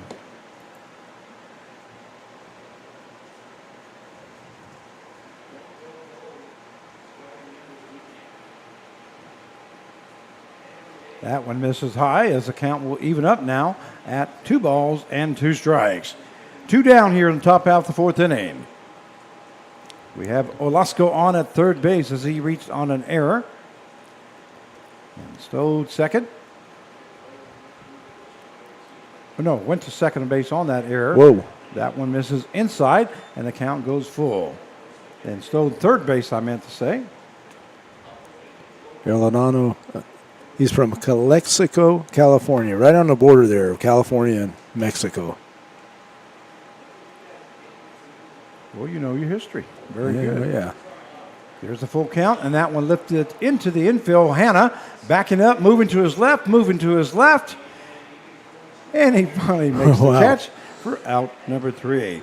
So an F4 in the books, and here in the top half of the fourth inning for the Dodge City A's, they scored no runs on no hits, 1 error, and 1 left on base. At the end of 3.5, it is the A's 3 and the Rebels 2. All right, one more time. What is different? Do you notice, Carv? This, oops. Let's get this back here. What's better? We got the same shirts.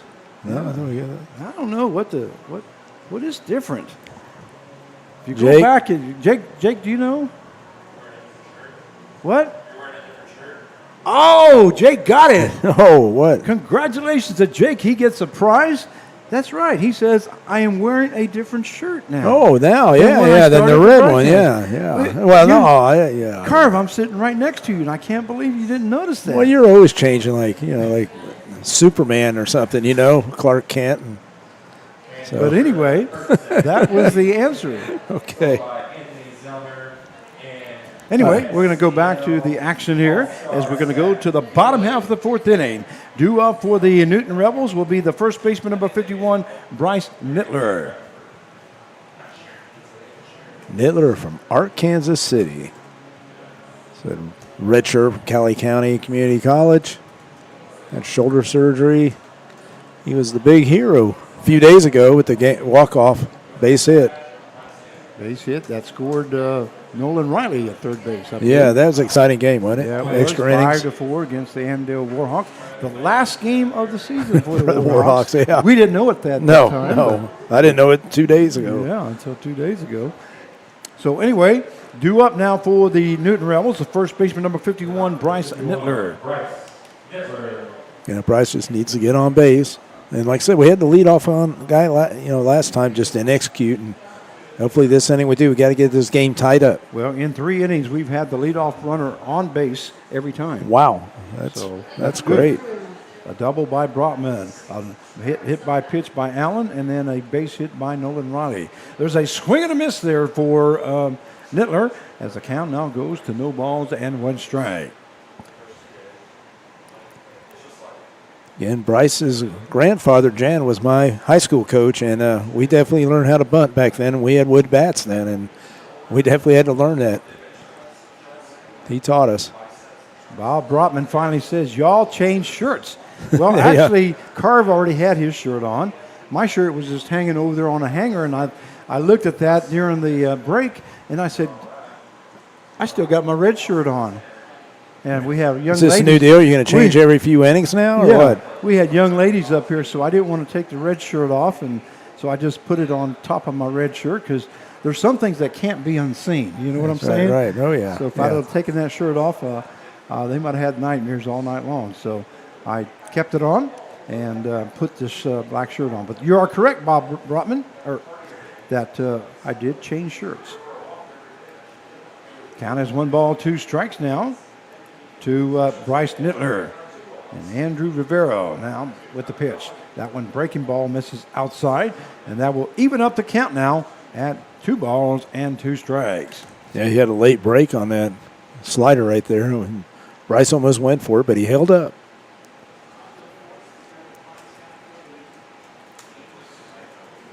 So Bob Brotman, you came in second because you were the second correct answer. We had a correct answer from somebody up here in the press box. That one misses outside as the count goes now to 3 balls and 2 strikes. Besides that, that last piece of pizza that we were going to be sending for the prize may not be any good by the time it gets to Bob Brotman. That's we that's can't right. do That's that. right. So that's the only other reason why you came in second. Full count now to Bryce Nittler. And here's the pitch. That one's fouled off there by Nittler, so he's hanging tough. He's got to keep that swing short, the 2-strike approach especially.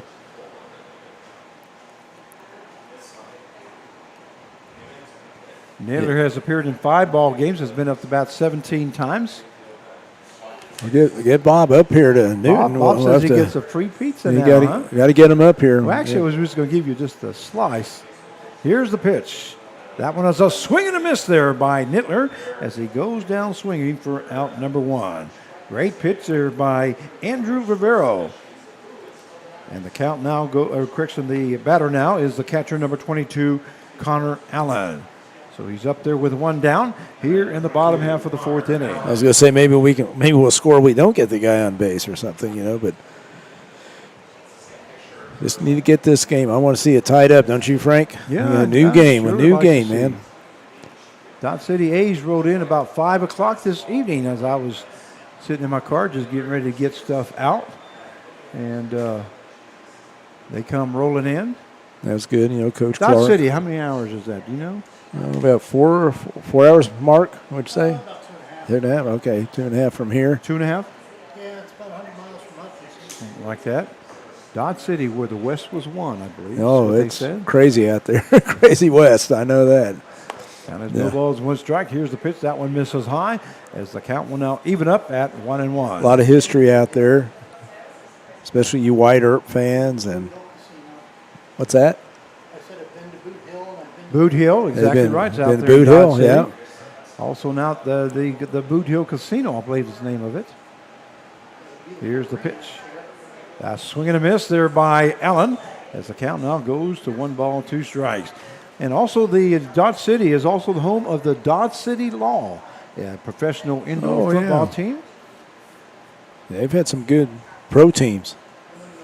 won the tiebreaker against Wichita. The only reason I know that is because we made many trips out there while my son was the head football coach for the Wichita Force and the Wichita Wild. Count goes to 2 balls, 2 strikes. They've had their share of good teams out there. I know that. So 2-2 now the count there to Allen. Basketball, remember that? Breaking ball, swing and a miss there by Allen. Almost looked like he wasn't sure if he's going to swing and then did at the last second as he kind of tried to do a little check swing. And that is the 2nd strikeout recorded by Rivero. Number 11, Jaden. And the 2nd out of the inning here in the bottom half of the 4th inning. Due up now is 2nd baseman number 11, Jaden Hanna. Yeah, Rivera's definitely settled down. Right here. And his sliders getting that working. And a lot of guys are just. Well, he did turn a double play the last time up. Right. But there, that slider away, you got to take it that way. And kind of swinging over it, kind of trying to pull through it. That one is fouled off there by Hanna as the count goes to no balls and 1 strike. And you always look at it now with the right-handed pitcher with the slider. It's like Hannah's a left-handed hitter. Let's see how he's going to pitch him. Yeah, I'm not sure what the home plate umpire is going out there to say to. Maybe it hit the catcher, and he's just giving him some time to recover. Not checking for substance or anything like that now. No. I don't think it's going to filter down. You know that, Frank. I did go to the Wichita Wind Surge game last night, and I did happen to see that. They were checking the pitchers as they came off the mound. Yeah, they definitely. Everything gets filtered. That one misses high as the count now goes to 1 ball, 1 strike. To Jaden Hanna, 2nd baseman this evening for the Newton Rebels. Hanna batting .300 for the Newton Rebels. Breaking ball in there for a call strike. Boy, you can tell when he's going to make that pitch because he really comes over the top. Yeah, he does. And Changes it just slightly. Just changes it, exactly right. Hanna has appeared in 6 ball games, has been up to bat 20 times, has 6 hits, and has scored 2 runs. Now here's the pitch by Rivero. That one misses a fastball, misses outside, as that one tailed away from Hanna. And that will even up the count now at 2 balls and 2 strikes. So how far do you think Coach Clark's going to go with Rector? Is that basically 70 pitches? Excuse me, there I was wetting my whistle. That one misses inside as the count goes full now at 3-2. You know, if I'm going to ask you a question, I'm going to look at you first before. Okay. Make sure you're not anything to your eating anything or not drinking anything. There you go. That's I got. twice- that's twice Yeah, I was you looking caught at the me. game. Yeah, just. Twice you caught me, once eating and once drinking. That one a hit hard there by Jack Hanna. That one makes the right fielder go back, back, back, and that's going to be up against the wall. Hanna is in with extra bases as he comes up standing at second base with a double by Jaden Hanna. Yeah, that's what I said with a left-handed hitter. That especially, I think he tried that slider and it came right in on him and he turned on it. That double is sponsored by Cobra Enterprise, Store and Stuff, and Realty Connections. As Hanna records his first hit of the ball game. Now you have another lefty up. That will bring up the designated hitter number 0, Eli Hickman. I mean, situation right here is what we've been talking about. Getting the big hit, 2-out hit. We are in the bottom half of the fourth inning. 3-2 to score, but there is a runner on at second base with 2 down. And you happen to notice that Zach Gillick gets better looking every time we see him? That's right. Do you notice that? Come here, Gillick, for a second. Come over here for a second. We gotta show you here. The All-Star. All-star Jack Gillick is now joining us. Say hi to everybody there, Zach. Hello. And how many strikeouts you got now? Is it 45 or better? I have no idea. You have no idea. That's- And Hey, no that's, idea. Frank, that's what you're supposed to do. You're supposed to count them, Well, right? it was 45 the last time I counted, but he did have a couple in the All-Star game. So we're going to go back to the field. Thank you very much, Zach. Yep, thank you. That one misses and gets away from the catcher, but not moving over to third base is Hanna, as he wasn't sure how far that was going to be getting away. Zach Gillick doing a little bit of duty work on the 50-50 raffle he was Right. collecting. It's kind of early right now, though, isn't it? I don't know. It's the fourth or fifth inning. Yeah, well. Bottom of 4. Usually we wait till about the 7th, but, you know, Mr. Jim's taking care of that down there, so.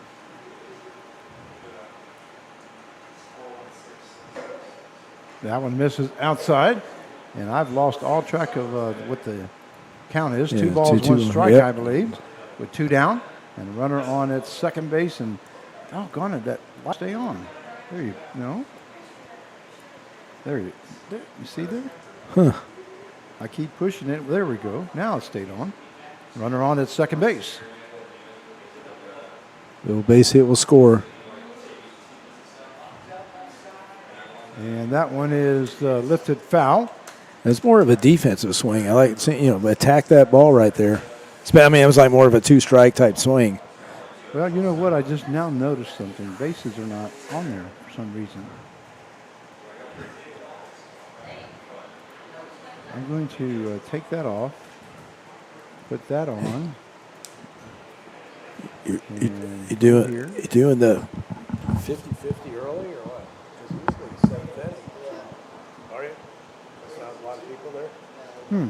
For some reason, our bases are not even on there, so I guess I'm not going to worry about it. Ball hits the second baseman. Second baseman to Ariano goes to first for out number 3. So a 4-3 put out for the third out, and the bottom half of the fourth inning for the Newton Rebels, they score. No runs on 1 hit, no errors, and 1 left on base. At the end of 4 innings of play, it is the A's 3 and the Rebels 2, and we'll be right back. Since you had supper, you get 2 drinks. Number 416.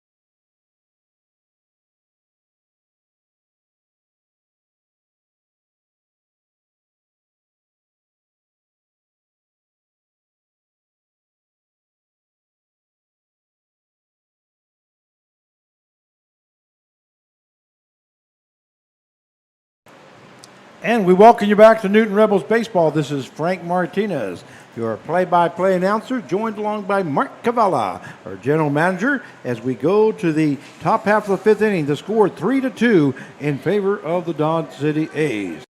I'm going to cut you back out to the field before I forget how to do it. Yeah. And that's going to bring up the leading off the top half of the fifth inning for the A's will be the right fielder, number 12, Jack Bollinger. And Jack Hanna coming out for his fifth inning of work here for the Newton Rebels. And for some reason on our scoreboard, I don't know why, but it's not showing the balls, the base runners. It should be, because I have it listed. See here, this here takes it away, and this here should add it. Huh. And for some reason, it's not showing up. And it's saying final. Now, why would that say final? There's something going on here, folks, and I have no idea what it is. There it is. There, yeah. What you have to do there is move it. I don't know, but I got it going. Ball hit to the first baseman, Nittler, moves to his left, and that is a foul ball, as the count will now even up at 1 strike. Should show 3-2 the score. Right now, so far for the Dodge City A's, they've scored 3 runs on 5 hits and 1 error. And for the Newton Rebels, they have scored 2 runs on 4 hits and 1 error.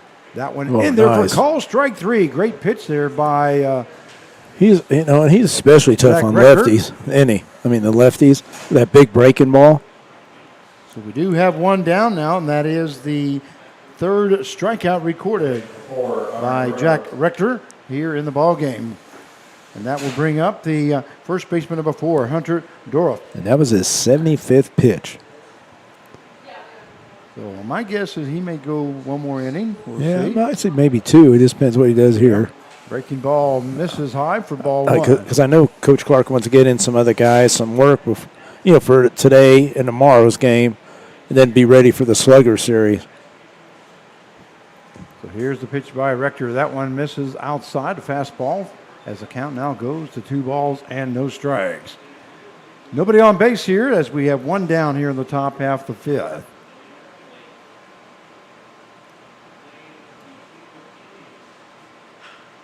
That one hit up into center field. That's going to be in for a base hit for Doroth. That is his 2nd hit of the ball game. Yeah, Dorff right there, he laid off the off speed and waited for that first fastball. And that fastball come, boom, took it right up the middle. That will bring up the designated hitter, number 19, Clayton Coates. Number 5, Artie Ramirez. Coates, another player from Sacramento State. So Coates is now up here with one down, as we do have a runner on at first base. Number 5? Oh, correction, we have a number 5 now coming in, and you have the... Yeah, Artie Ramirez.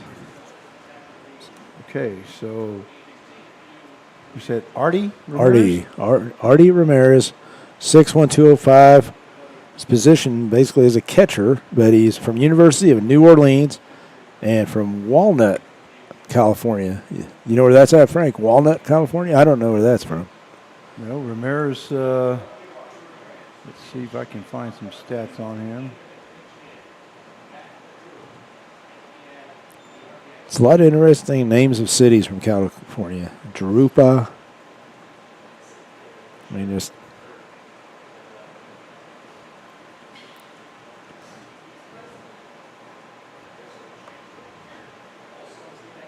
No balls, 2 strikes now to Ramirez. That one misses outside as the count goes to 1 ball, 2 strikes. Runner on at first base with one down here in the top half of the 5th inning, as Dorff just reached on a base hit. Yeah, he definitely needs. Be nice to get that ground ball double play.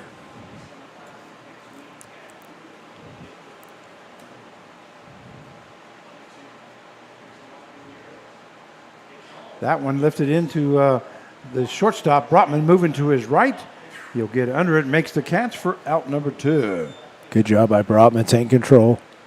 Exactly right, because Nolan Riley was backing up, and Brotman called him off, and you could see Right. Riley heard him, and they great teamwork there. They both listened to each other as we have 2 down now.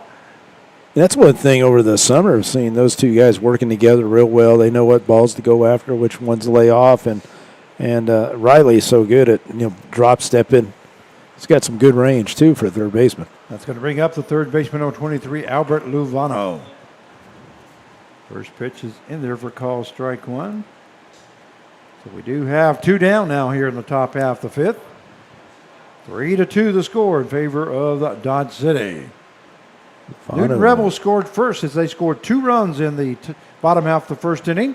Then Dodge City came back and scored 3 runs in the top half of the third inning to take the lead. Runner steals second base. Yeah, they're going to be aggressive, and especially I know Tony Gonzalez. He likes playing that game. Tony Gonzalez been to the NBC World Series with the Dodge City A's. Yeah. And let's see, who was the other coach that was out there in Dodge City? Stevenson. Phil. Yeah. Phil Stevenson. Phil yeah. Stevenson. Yeah, he's moving back to Wichita. Tony told me. That one is hit to the right-hand side. That may be in fair territory. It is right down the line as Luvano gets a double, as that is, he's standing up at second base, and scoring from second base was Durov. So the score now is 4-2 in favor of Dodge City, as Dodge City records their 6th hit of the ball game. Yeah, and what it was right there, he didn't nothing special. I mean, just took the outside pitch, nice easy swing right down the right field line, and with 2 outs again, 2 out hitting, and that's the key. Just don't overswing.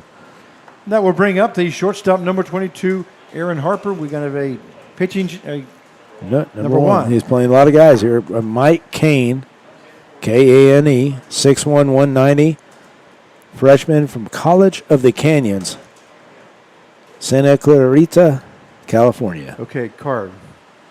How many years we've been doing this? Quite a A few. couple years. Yeah. Your job is to look on the on-deck circle to see who's up next, so that way we're ready to go. Whoa. That's your job. Their ball hit into center field. Center fielder Justin Barnes. Did you see what he did? Yeah. He just kind of held Pushed him off. pushed him off a little bit. Just like you did for that pizza right there, Frank. Exactly You know right. what I mean? He held Corrigan back and said, I got this. And that is out number 3. So we go to the bottom half of the 5th inning, but not before. The Dodge City A's, they score 1 run on 2 hits, no errors, and 1 left on base. At the end of 4.5 innings of play, the Dodge City A's 4 and the Newton Rebels 2, and we'll be right back.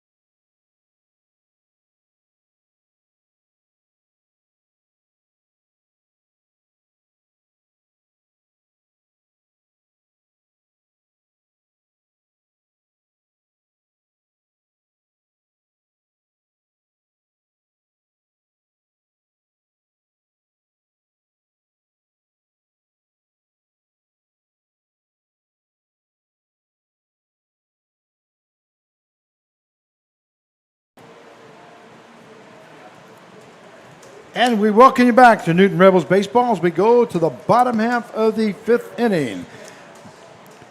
Looks like we're going to have a new pitcher now, Mark. It's going to be number 17, Tristan Tatum. Yeah, 6'1", 195, big righty. A sophomore from Cal State East Bay. And his hometown is Bakersfield, California. I've been out there a few times. So he comes in the 5th inning. Looks like Mr. Gonzalez had a plan to pitch the pitchers 2 innings each. Yeah, he told me before the game he's going to be playing a lot of guys, and he's definitely doing that already for the, first 5?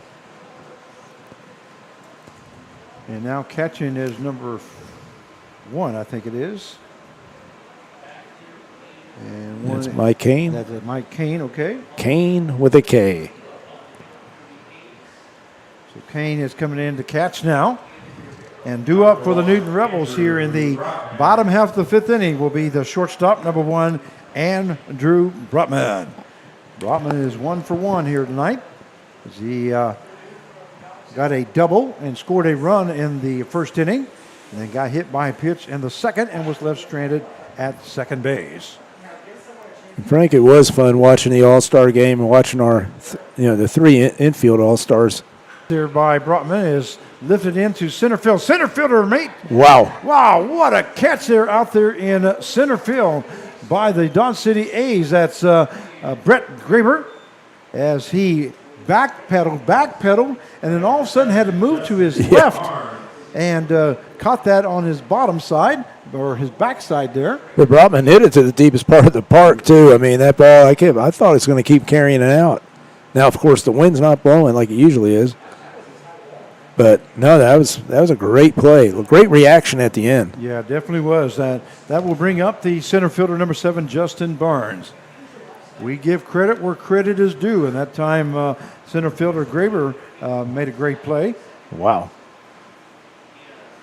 And here's the pitch as we have one down now. Here in the bottom half of the fifth inning. First pitch is in there for call strike 1 to Justin Barnes, our own center fielder here for the Newton Rebels. Fastball fouled off there by Barnes as the count now goes 0-2. Barnes from Georgia, Marietta, Georgia, I believe, and he's a shorter university, and a lot of those players from Andale were from shorter university. You feel sorry for some of those guys, have to go back home, not finishing up their summer. I'm not sure what's going on with their. Look at that. Oh, nice. Ball hit into the right field. That's going to be a base hit by Justin Barnes as he records his second hit of the ball game. So he will be on at first base. With one down, that will bring up the third baseman, number 23, Nolan Riley. Hey, Jake, could you pull that window up, please? We're getting some reflection off there now. So Nolan Riley now the batter for the Newton Rebels. There you go. Thank you very much. Say hi, Jake Gibbs.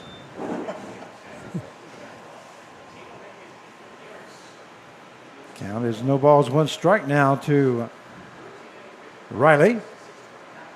Barnes on at first base. Here's the pitch. The breaking ball stays up high, and that will take the count now to 1 ball, 1 strike.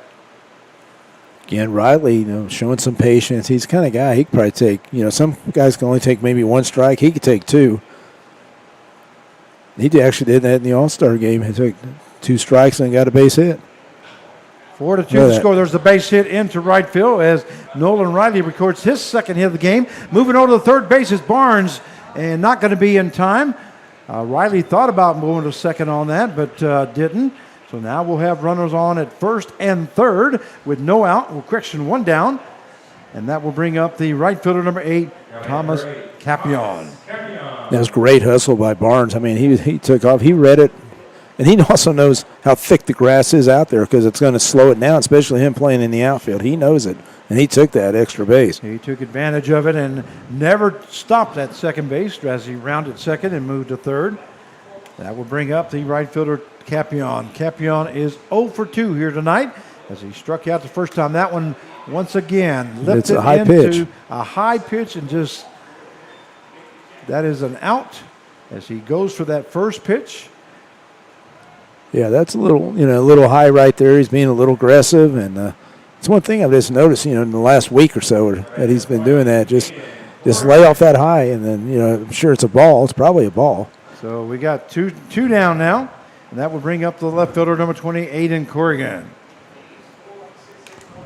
Oh, in that situation, I'd just like to see them take a pitch or two.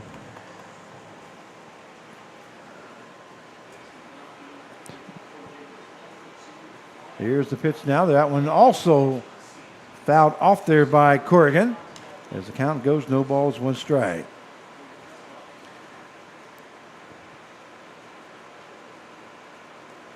Yeah, like I say, Corrigan right here, get the big hit right here. That's what This is what we've been needing. These guys just keep hitting the ball, especially with 2 outs. He's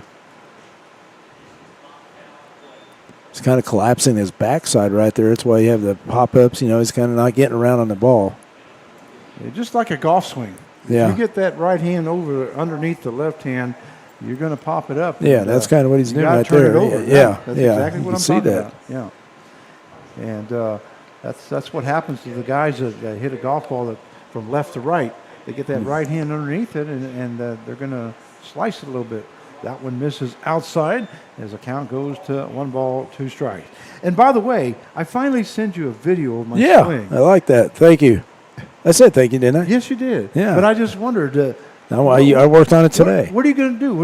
Are you going to sell it on the internet, or what are you going to do with that? No, I'm going to try to duplicate that swing so I could start shooting 75, Oh, okay. I just couldn't figure out what. Hey, when you- how I'm swinging right now is not working, so I got to try something else. well, when you send that request, can you videotape your swing? I'm thinking, what's he talking about? There's a swing and a miss there by Corrigan as he goes down for out number 3. So the bottom half of the 5th inning for the Newton Rebels, they scored no runs on 2 hits, no errors, and 2 left on base. At the end of 5, it is the Dodge City A's 4 and the Newton Rebels 2. And we'll be right back.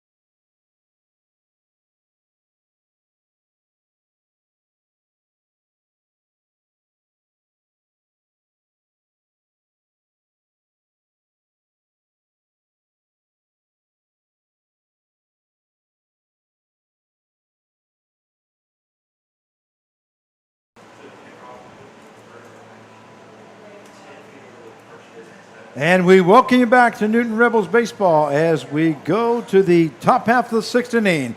The score is 4-2 in favor of Dodge City, and looks like we're going to have a new pitcher now, Mark, and it is number 41, Judith Graham. Yeah, he's from 6'1", 180 from Skagit Valley College, freshman from Fife, Washington. So now pitching number 41, Judith Graham. So that means Jack Rector gave us 5 innings of work as he gave up 4 runs, 7 hits. And it looks like we have a new hitter. See, I'm on it, Frank. There you go. That's what I'm talking about, baby. That's number 7 now coming up to bat. Matt Mandeville. Matt Manderville. And he is hitting in for Kane. I said he is playing a lot of people, isn't he? That's what he said, Tony is, tell me the truth.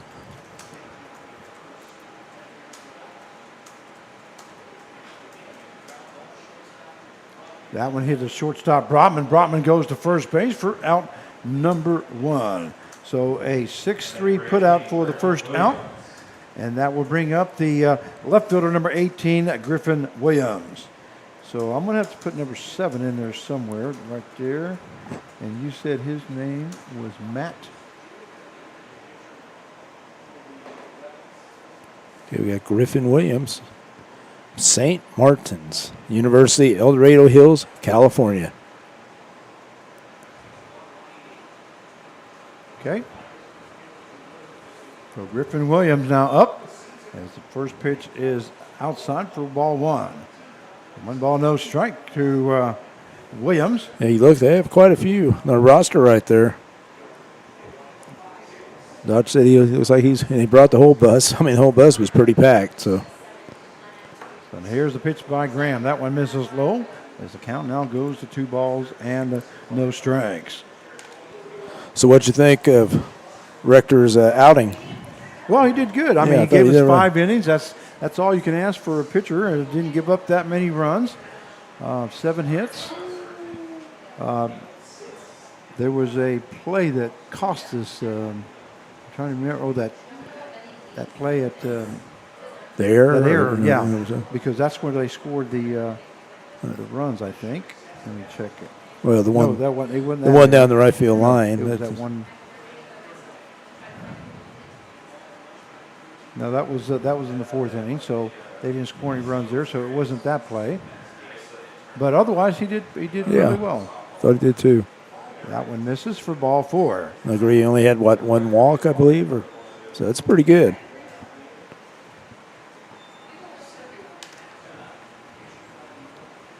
Number 20, Brett Graber.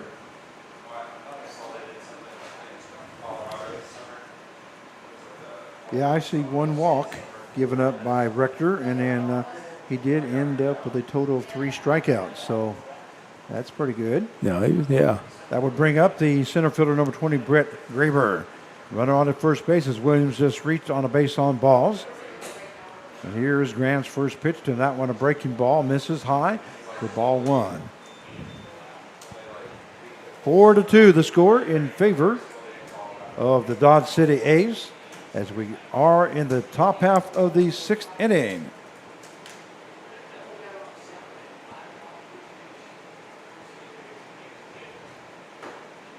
That one hit over Whoa. Hannah's head. That's going to be in for base hit. Thomas Capion hustles to that one. And so stopping at second base will be Griffin Williams. Graber records his 2nd hit of the ball game as he's now standing on at first base. And that will bring up the second baseman, number 2, Carlos Arellano. Yeah, I was going to say right there, he'd have to be a little taller than, he'd probably be like Shaq or something like that to get that one. Or Jake Gibbs, maybe. Yeah, probably would have Now, had that. Arellano, where's he from? What do you know? He is from Cal State Northridge. Okay, I thought maybe He's I the thought one we were maybe- talking about. I No. thought maybe he'd be from Newton because there's a lot of Arianos here in Newton. That's Kansas. true. That's my question. I got a question for you. Okay, you had a question for me. Yeah, Runners on at first and second. Let's see. Here's the pitch. That one So misses tell high me, for ball 1. you did the fast pitch tournament. That's always pretty famous around here. How'd it go? It is the 73rd annual Mexican American Fast Pitch Tournament that happened here in Newton. I was asked to be the guest announcer, and I came on Sunday on championship day and announced 6 ball games for him. The reason there were 6 ball games is because the championship game, the wrong team won.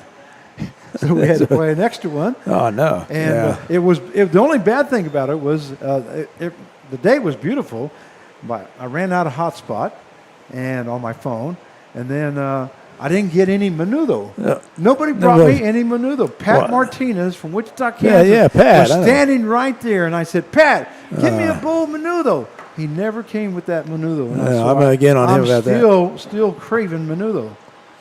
But anyway, it was nice. There goes the runners. That one was throw down to second base. They're going to get him out at second base.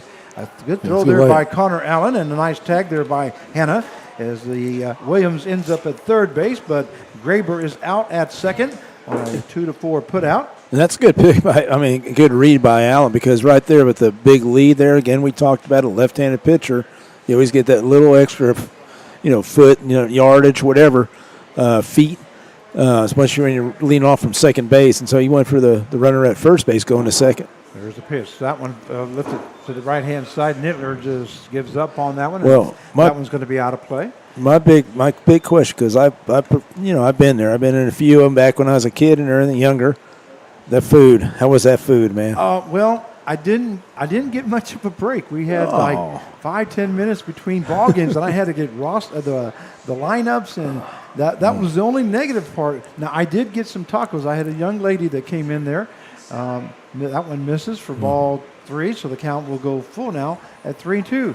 And she just happened to come in and say, "Can I get you something?" And I said, "Yes." I said, "Would you mind going get me a taco?" So I ended up getting a taco, and I wished I would have told her to get 2 or 3 because they were good, but I just didn't have enough time to eat them. Nice. There's a swing and a miss there by Arellano as he goes down for out number 3. So the top half of the 6th inning for the Dodge City A's. They scored no runs on 1 hit, no errors, and one left on base. At the end of 5.5 innings of play, the A's 4 and the Rebels 2. And we'll be right back.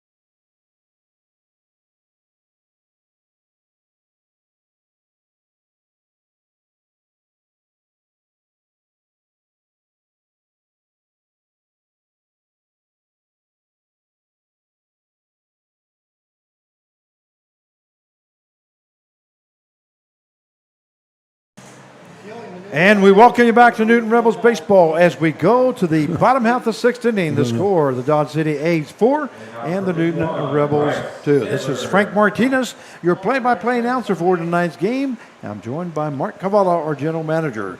Due up for the Newton Rebels in the bottom half of the sixth, first baseman number 51, Bryce Nittler. Yeah, we're just trying to string something together, walks, hits, errors, whatever, just get something together and get that big hit. It's only 2 runs right there. There's a foul off there by Nittler as the count goes to no balls, 1 strike. Here in the bottom half of the sixth inning, the Newton Rebels need base runners here. Yeah, I'm kind of wondering, is Coach Nittler watching this? Let's see if Coach is watching. Just want to say hello if you are. Well, Coach Nittler, you're watching. Mark Yeah, Carvala. I want to take him to lunch sometime when I go down to Arc City. So here's the pitch. That one misses outside as that will even up the count now at 1 ball and 1 strike. Beautiful evening out there. Isn't that right, Mariah? Beautiful evening. yeah. Where did you go on your vacation, by the way?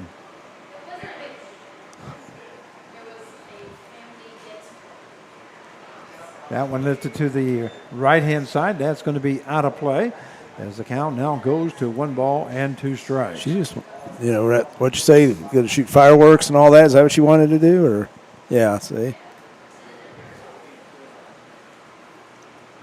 So It's crazy this year, Frank, with the fireworks. I live on the river down there in Wichita. It's up and down the river till 2 in the morning.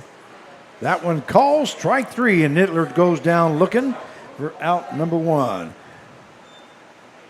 That is for Tatum. That is his first strikeout, I believe. Or did he come in the last inning? He came in the 5th inning, so that is his second strikeout. My correction. So as we have 1 down now, that will bring up the catcher number 22, Connor Allen. It was definitely different than a year ago, I think. Fouled off by Allen as that will now go to no balls, 1 strike. I think with COVID last year, you couldn't have the get-togethers, and this year there's a lot more get-togethers, and just people are going crazy. Well, earlier we were talking about that Mexican American tournament. That championship game ended around 5 o'clock. I was supposed to go do a DJ job for a block party, and there's a base hit by Connor Allen, and. Anyway, we had to play a second championship game, so I didn't get to that block party till 8:30. Did they just waited on me. They waited on you? Yeah. I was wondering. I said, you can't have that unless Frank's there. Well, I had all the equipment and all the music and all that stuff, so they really couldn't do anything else. So they ate food and saved me a plate, and we had the streets all blocked off on both sides, and they had barriers there, so they let me in. And as I'm driving down the street, about 4 or 5 houses, people were starting waving and say, "There's our DJ." So cool. Like I said, I was there last year. Yeah, that one lifted into center field. Center fielder backing up there is Graver, and makes the catch for out number 2. So we have 2 down now here. At bat number 0, Eli Hickman.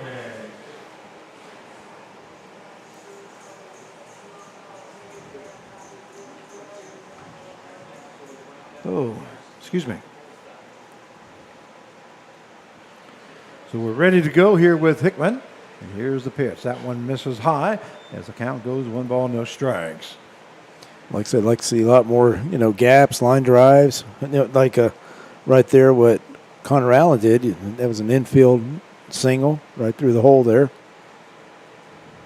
That one misses low for ball 2. So 2 balls, no strikes now to Hickman.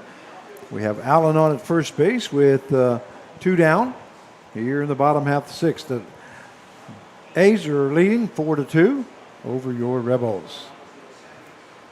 I didn't get a chance to play golf today. There's a breaking ball in there for a call strike. Well, I went out and hit golf balls, and I looked at Frank's video, and I started working on some of the things that I saw, trying to. Well, I want you to driving know range. that video that was taken of me, I had to beg a guy to do it. There goes a hard hit ball into left field or center field. Center fielder moving to his left makes the catch for out number 3. So anyway, I had to beg a guy. I said, I know this is a strange request, but a guy wants to see my swing, so would you mind videotape me? And he looked at me like, you want me to do what? And so I said, just videotape me, just push start. Yeah, no, I want to see and so, but anyway, that shot, I hit it right down the middle. If you could have seen where the ball went, you'd have been proud. Yeah. It was, oh yeah, it probably went about maybe 150 or something like that. But it was right down the middle. What were you using right there? Actually went probably about 2 something. Yeah, I was going to say, I thought it looked 2, whatever, I hit it. And then, but I did hit it. I think I only ended up like maybe 45 yards from the green. So Yeah. I hit it well. But I said, man, I wish I could have just panned out there how the professionals do. Oh, yeah. You see the ball go Yeah, up yeah. and then all of a sudden climb and then start coming back down. Gently down, because yeah. you would have been very proud. The flight of the ball was a lot better than my swing. Yeah. I'm going to tell you that right now.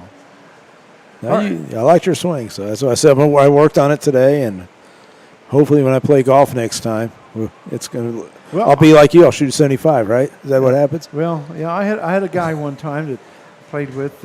He was an A player. He was a real good golfer, and he says he goes, I don't know how you hit the ball. You have such an unorthodox swing that I don't know how you hit it. With the top there, whatever. I have no idea. Well, I finally got a chance to see it, and I see what he was talking about.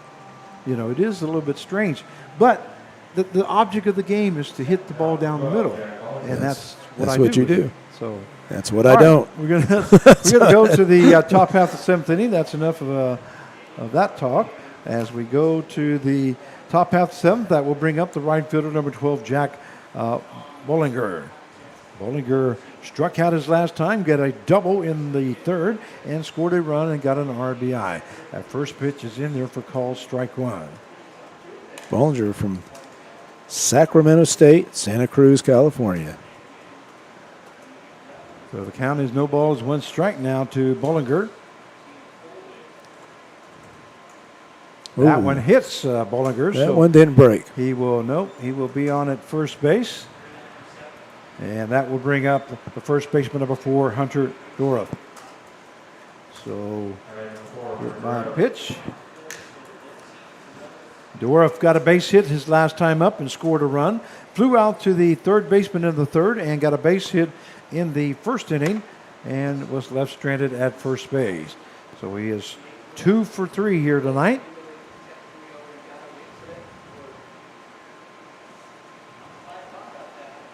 Rector taking Graham taking a hard look. Whoa. There's the base hit into center field.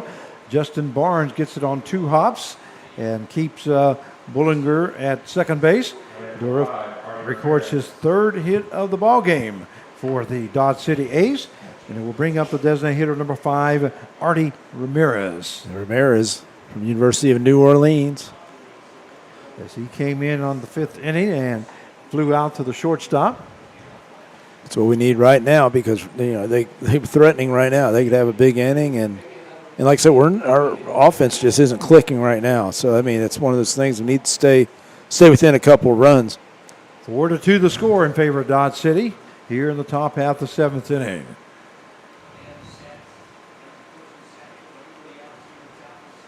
And here's the pitch. That one is a swing and a miss there by Ramirez as the count goes to no balls, one strike. I want to know, did Jake Gibbs do his job today on sending it out to social media about where there's going to be a ball game?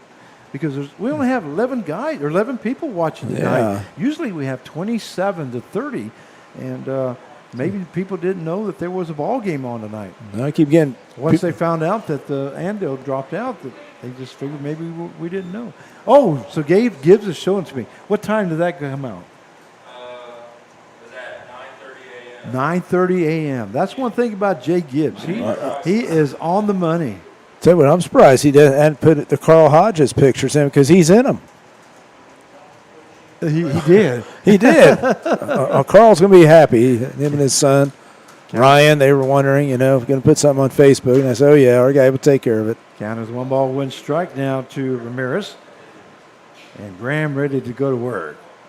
Here's the pitch. The runners take off. Allen goes to third base and not going to be in time. In safely is Bollinger. They had a double steal on that time carve. They're aggressive. That's one thing. Tony, we talked about it before. He goes, I love playing the aggressive game, which I do too. And they're definitely taking it to us. So we have runners now at second and third base with no outs. Infield in. The infield's coming in to try to prevent any more runs to score. As the score is 4-2. Ramirez with a 2-1 count. That one down in the ground, as that will take the count now to 3 balls and 1 strike. Tell you, our catchers have definitely gotten better this summer because there's been some tough pitches to handle. You know that? A lot of a lot of stuff in the ground there. Oh, yeah. I mean, So 3 balls, 1 strike now to Ramirez. And here's the pitch. A swing and a miss there by Ramirez. And that will take the count now to full at 3-2. We have Bollinger on at third base. Dorff on at second base. As Bollinger was hit by a pitch what he's doing on the base path. And then Dorff got a base hit.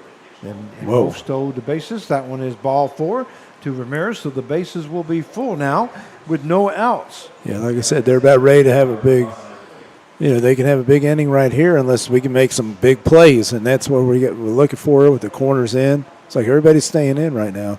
And that will bring up the third baseman, number 23, Albert Luvano. Luvano is 2 for 3 tonight with 2 base hits. That first ball is fouled off right in front of home plate, but it's going to be fouled, I should say. Of course, he's the leadoff hitter. Or is that right or not? No. No, Albert Luvano. Okay, I was thinking it was. Yeah, Luvano. It's 23. He's the 5-hole. Yeah. You're thinking Ardiano. Yeah, Ardiano. Thanks for setting me straight there, Frank. Yeah, he's a third baseman. This is the 5th batter. A good player. The count is no balls, 1 strike. His job's getting RBIs, being in that 5th hole. And here's the pitch. That one gets away from Connor Allen. Runners will advance. Yeah, we were just talking about that. 5-2 now, with runners on at second and third. I mean, did you see that? Was that a mix-up or what? I mean, I don't know. Allen just. Jake, did you see that? Was that a mix-up? Yeah. Yeah, that's what it looked like. Jake Gibbs, talking about saying that, he probably called a curveball and he threw a fastball, and it's not the time you want to do that. So the score now 5-2, as the Dodge City A's have scored 1 run. We still have no outs here in the top half of the 7th inning. That one misses for ball 2. So 2 balls, 1 strike now to Luvano.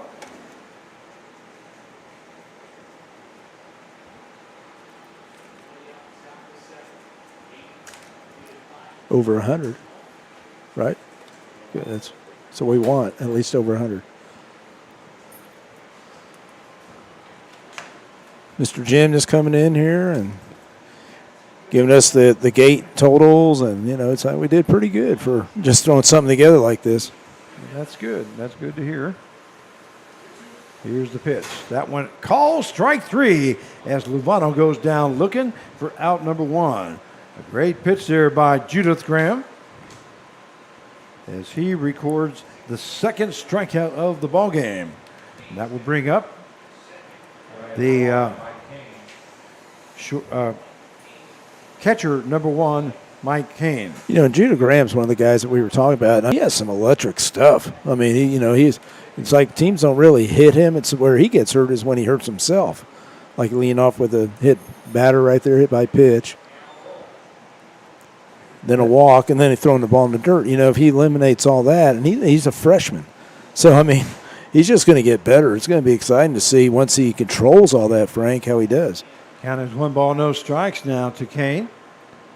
And Judith Graham ready to go to work. Infield still in. And here's the pitch. That one in there for call strike. And that will even up the count now at 1 ball and 1 strike. I like him. You know, he's right up there, ready to throw, ready to go here.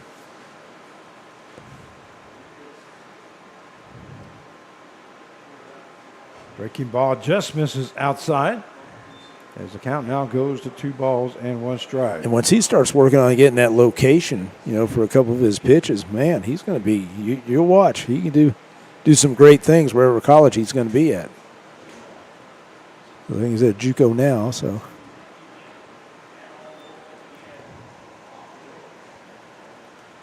3 balls, no strikes now to Kane.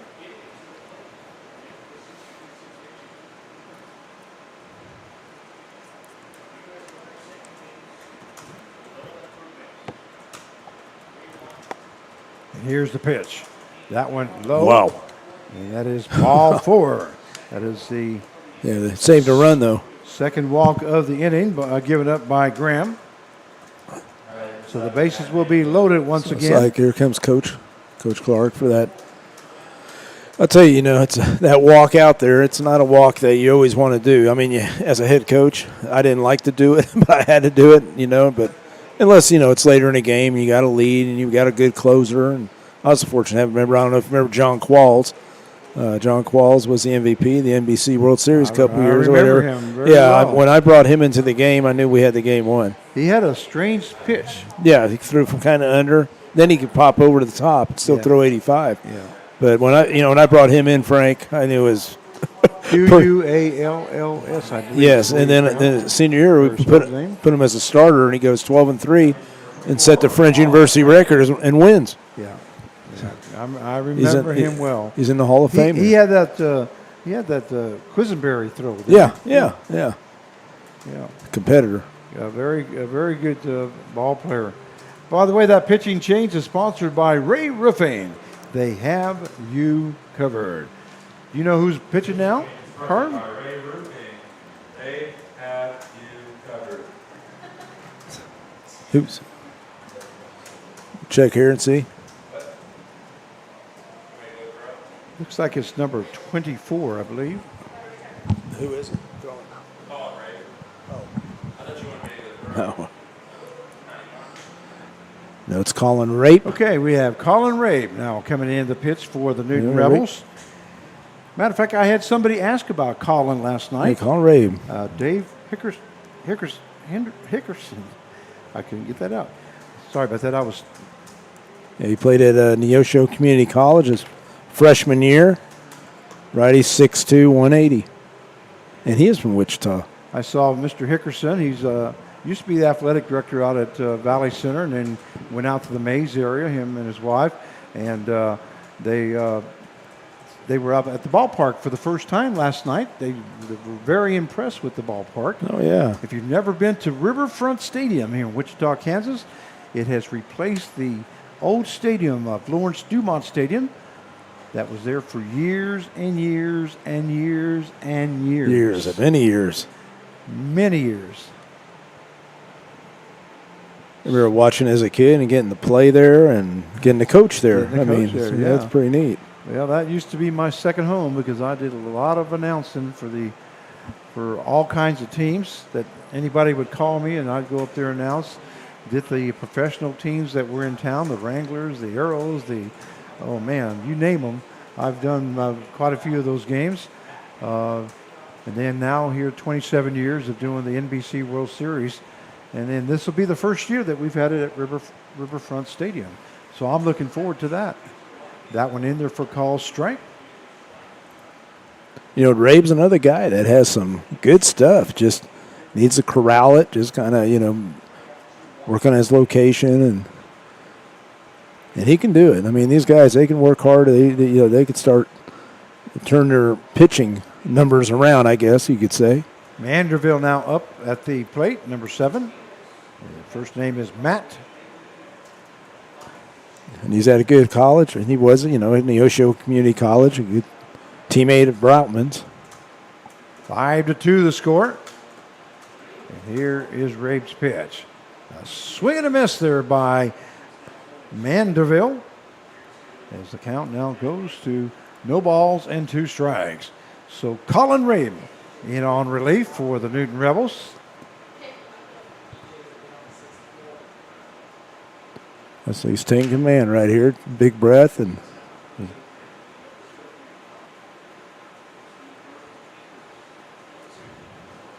Whoa. It's one thing right there that you just saw right there. I always wanted my middle infielders backing up throws from the catcher. Just because of that reason over there, they almost overthrew it. Allen almost threw the pitcher.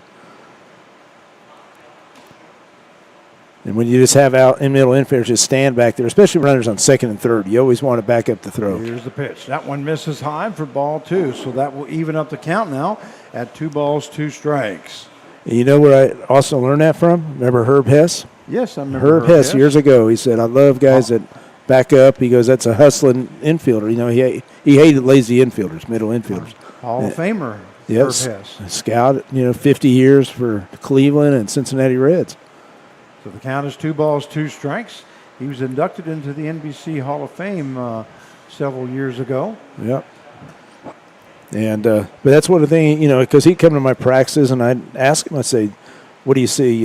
As a friend, he would tell me things that we needed to work on, and that's one thing that we always did. All my teams, the middle infielders, if it was a left-handed hitter, then the shortstop would cover the throw. You know what I'm saying? If it was a right-hander, then the second baseman always cover up that throw from the catcher to the pitcher. Here's the pitch by Rabe. That one misses outside. That one's going to get away from Allen, and another run scores, and that takes the score now to 6-2. As the runners advance to second and third base, that will be scoring from third base is Durup. Moving over to third base will be Ramirez, and moving over to second base will be Kane. Once again, 6-2 now the score, as they have scored 2 runs here in the top half of the 7th inning on nothing but wild pitches.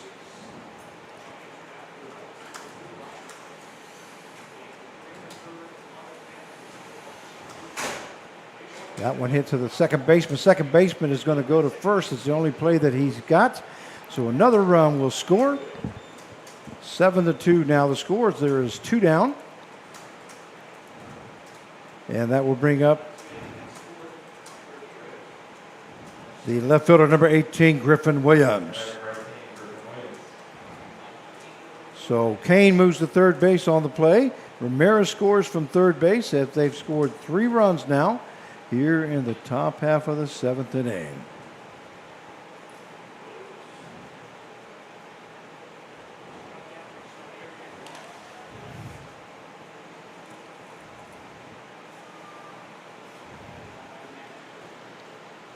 That one hits Williams, so he will be going to first base. And that will put runners now on at first and third.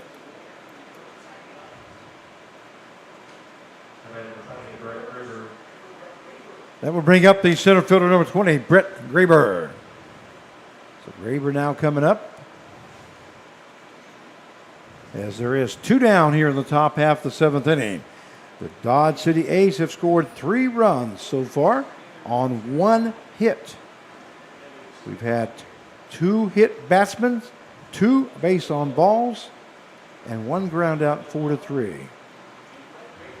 Also a strikeout. Forgot to announce that one. And there goes the runner to second base is Williams. That will put runners on at second and third. With 2 down,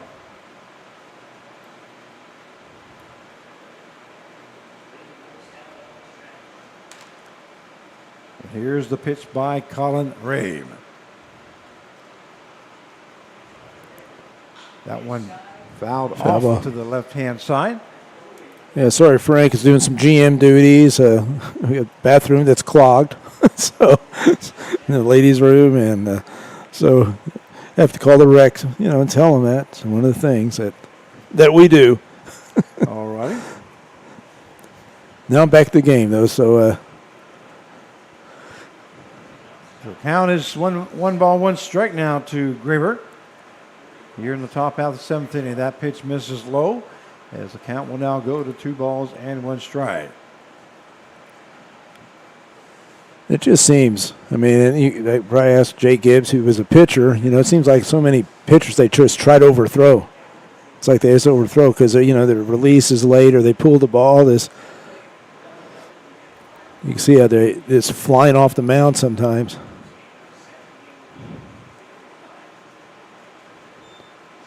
See, like right there, it didn't look that bad, but So 3 balls and 1 strike now to Graber. you got to stay balanced, and just like hitting or whatever, you got to be balanced. And you and I always talk about the rhythm, get the tempo. Yep, you have to have good tempo. That one misses, or hits the outside corner. My bad. As the count goes full now to Brett Graber. Well, of course, the pitchers don't want to have a real good tempo because the batters will catch on. Right. Yeah, But they do want to mix it up a little bit. But you have everything look like a fastball, and then you just change it up. When we're talking about good tempo, Yeah. we're talking about good tempo. There's a ball hit in between the shortstop and the third baseman. That's going to be in for base hit, and that's going to score 2 runs as the throw comes in home. Staying at first base will be Graber. And the score now is, as they scored 5 runs here in the top half of the 7th inning, it is 9-2 in favor of the Dodge City A's.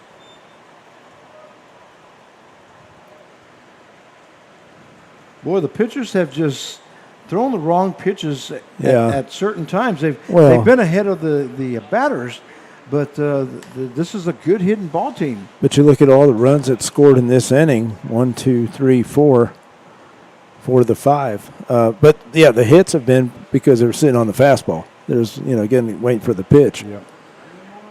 Yeah, you're right. Yeah. Yeah. So the score 9-2 now in favor of Dodge City here in the top half of the 7th inning. Graber sitting at first base with a base hit and 2 RBIs.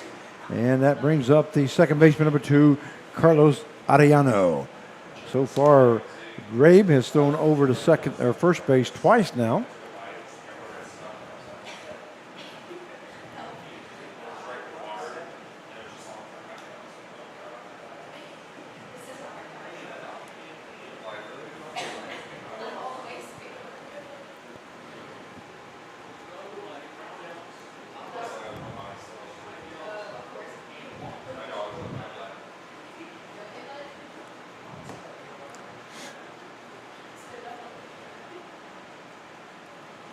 That one misses outside. See, like right there, case of overthrowing, is throwing across his body and pulling the ball is what you call it.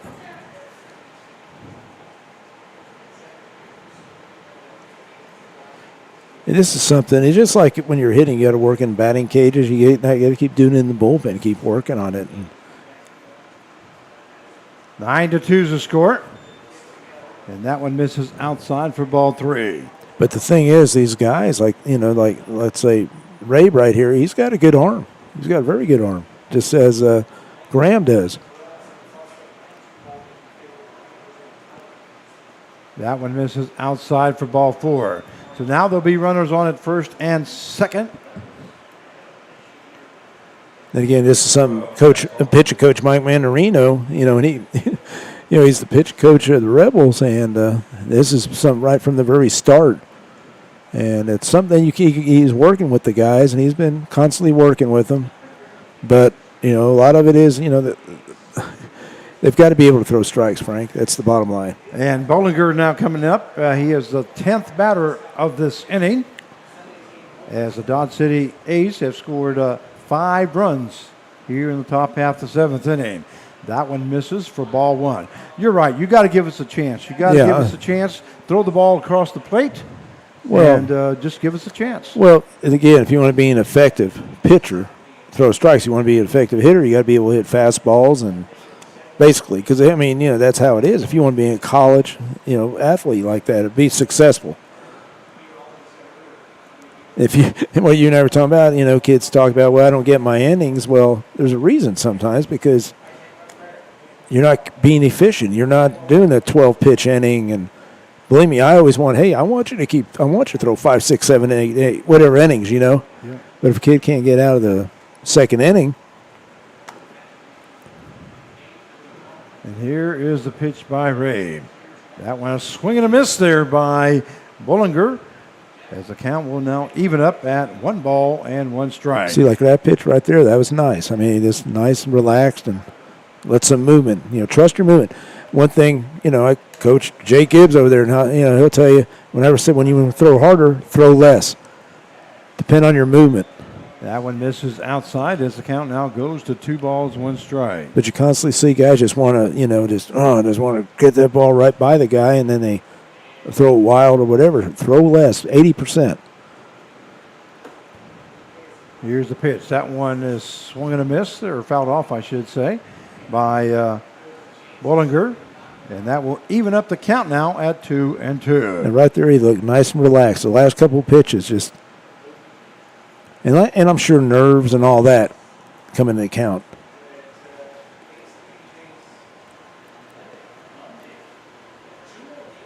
So 2 balls, 2 strikes now to Bollinger. And here is the pitch. That one is lifted into left center field. That's going to be in there for extra bases, as another run will score from second base. And Ariano gets left at third base. And Bollinger reaches on a double and 1 RBI. So 10-2 now is the score in favor of Dodge City. And that is the 11th hit of the ball game for Dodge City. That will bring up the first baseman, number 4, Hunter Dorough. In Dodge City, all they're doing is they're waiting on the good pitches. I mean, that's the whole thing. You say, hey, you're going to get a good pitch, and that's what they're doing. They're very patient hitters. Yeah, we've been swinging at the first pitches, whether they're high or not, and Right. it makes a big difference. So the count goes no balls, 1 strike. Runners on at second and third base. Like I said, I believe our pitcher's going to be really good. I mean, it's going to be, and we hope they're getting better. So when they go back to their colleges, we get a lot better. And what we do after the season, just to let people know, we will contact the coaches and talk to them and kind of give our assessment, what we've seen of each kid, and the coaching staff, and I will too, because I know quite a few of the coaches.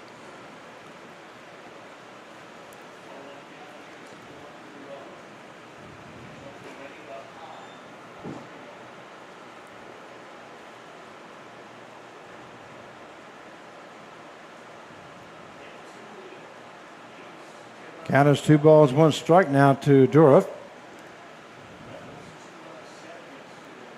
We have Ariano on the third base and Bollinger at second base with 2 down.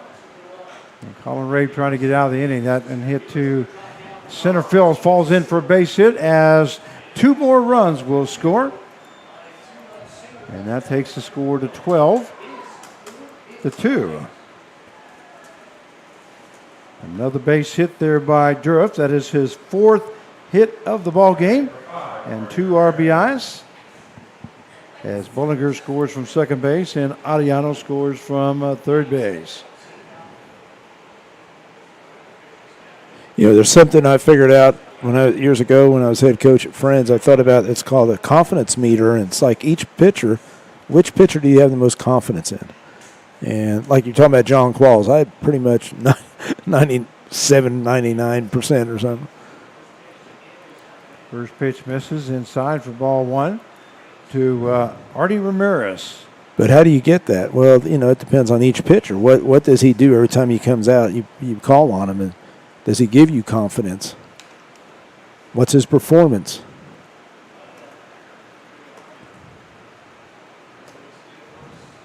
That one gets away from catcher Connor Allen. Now moving over to second base is Durup.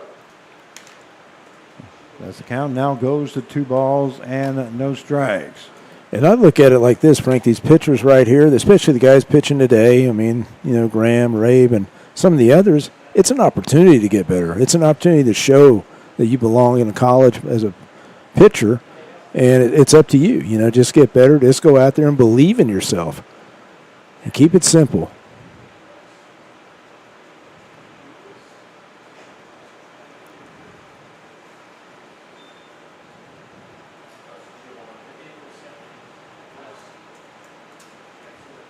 Sometimes you have to slow down a little, take a big breath, and relax, but right now it's just a confidence thing.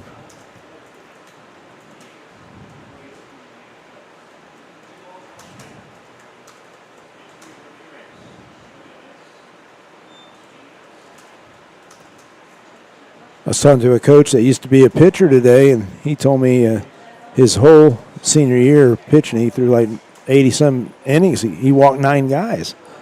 I said, "What was the secret?" He goes, I came after guys. I mean, I threw to the catcher. Didn't try to do too much."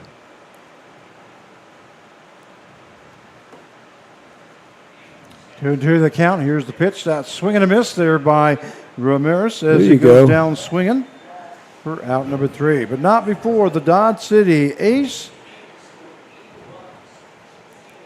have scored 8 runs.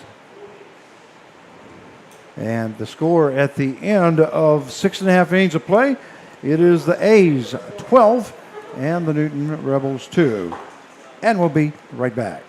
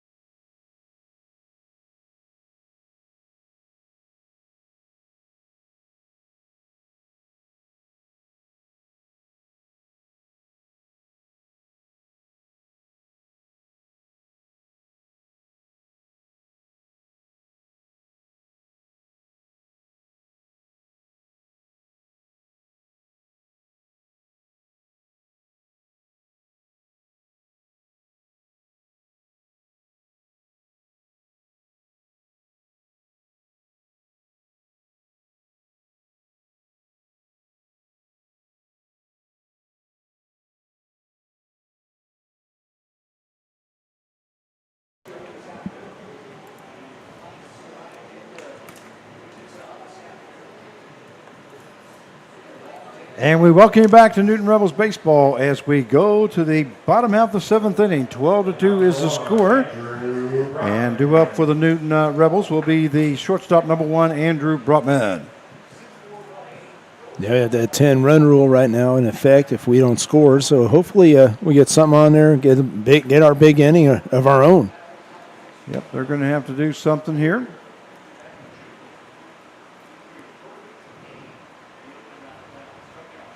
That one misses outside, or correction, it hits that outside corner for call strike 1. As the count is no balls, 1 strike. You said, Frank, this is the change right here? Yeah, number 24, Omar Serrano. All right. Serrano now pitching Yeah. for the Dodge City A's. Here's the pitch. That one misses as the count now goes to 1-1. Yeah, 6'4", 180, right-handed pitcher. He's uncommitted right now at his school, and he is from Downey, California. 1-1 now the count, and here's the pitch there by Serrano. Actually, the catcher's going to go out and talk to him. Yeah, just signals. You might not have an opportunity to talk about what they're doing, the sequence, what they're doing.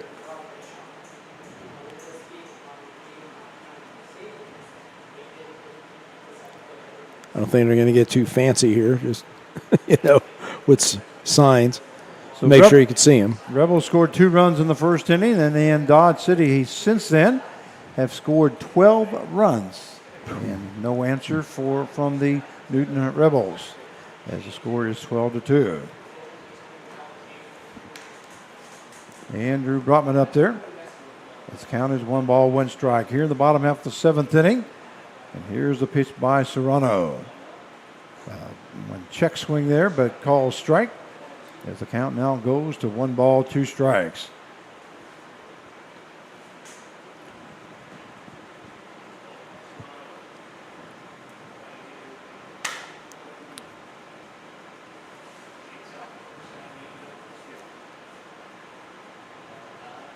Serrano ready to get to work here.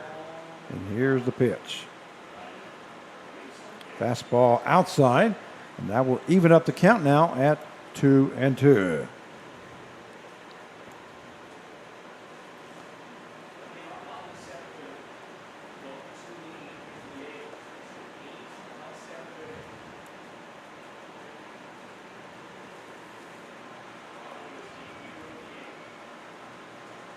Two-two the count. And here's the pitch. That one misses low for ball 3. 3 balls, 2 strikes now, full count to Andrew Brotman. Yeah, Omar, he was the player that just came in today. I guess he'd been driving in since 4 o'clock in the morning. He was a high school kid. So, but, he throws, I was talking to Coach, Coach Gonzalez, and he said that he's, upper 80s guy already. Must be pretty tired. He's been driving all day. Here's the pitch. That one is lifted foul by Brotman. Brotman is 1 for 2 here tonight. So he got a double and scored a run. Brotman, I'm proud of him. Just comes in, plays hard every game, and that's what he's improved quite a bit. Consistent, especially his defense. He's gotten better and better. So here's the full count pitch. That one is a swing and a miss there by Brotman as he goes down for out number 1. And Serrano records his first strikeout of the ball game. That will bring up the center fielder number 7, Justin Barnes. Barnes is 2 for 3 here tonight.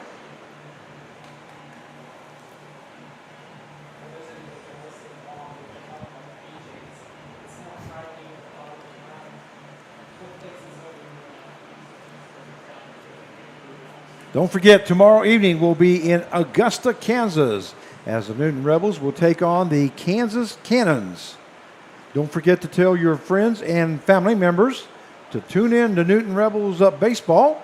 The game time is scheduled for 7 p.m. against the Kansas Cannons. Off and then be ready to go. And be ready to go for the last 3 weeks. That's right. We'll be taking off on Friday evening. There's a swing and a miss there by Barnes as the count now goes to no balls and 2 strikes. I'm going on another golfing trip again Sunday night after we get done with the ball game here. You never asked Jake and I, do you? Well,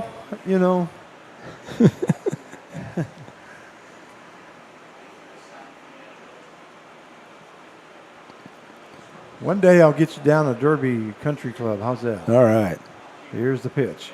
There's a swing and a miss there, and Barnes goes down swinging for out number 2. The second out of the inning.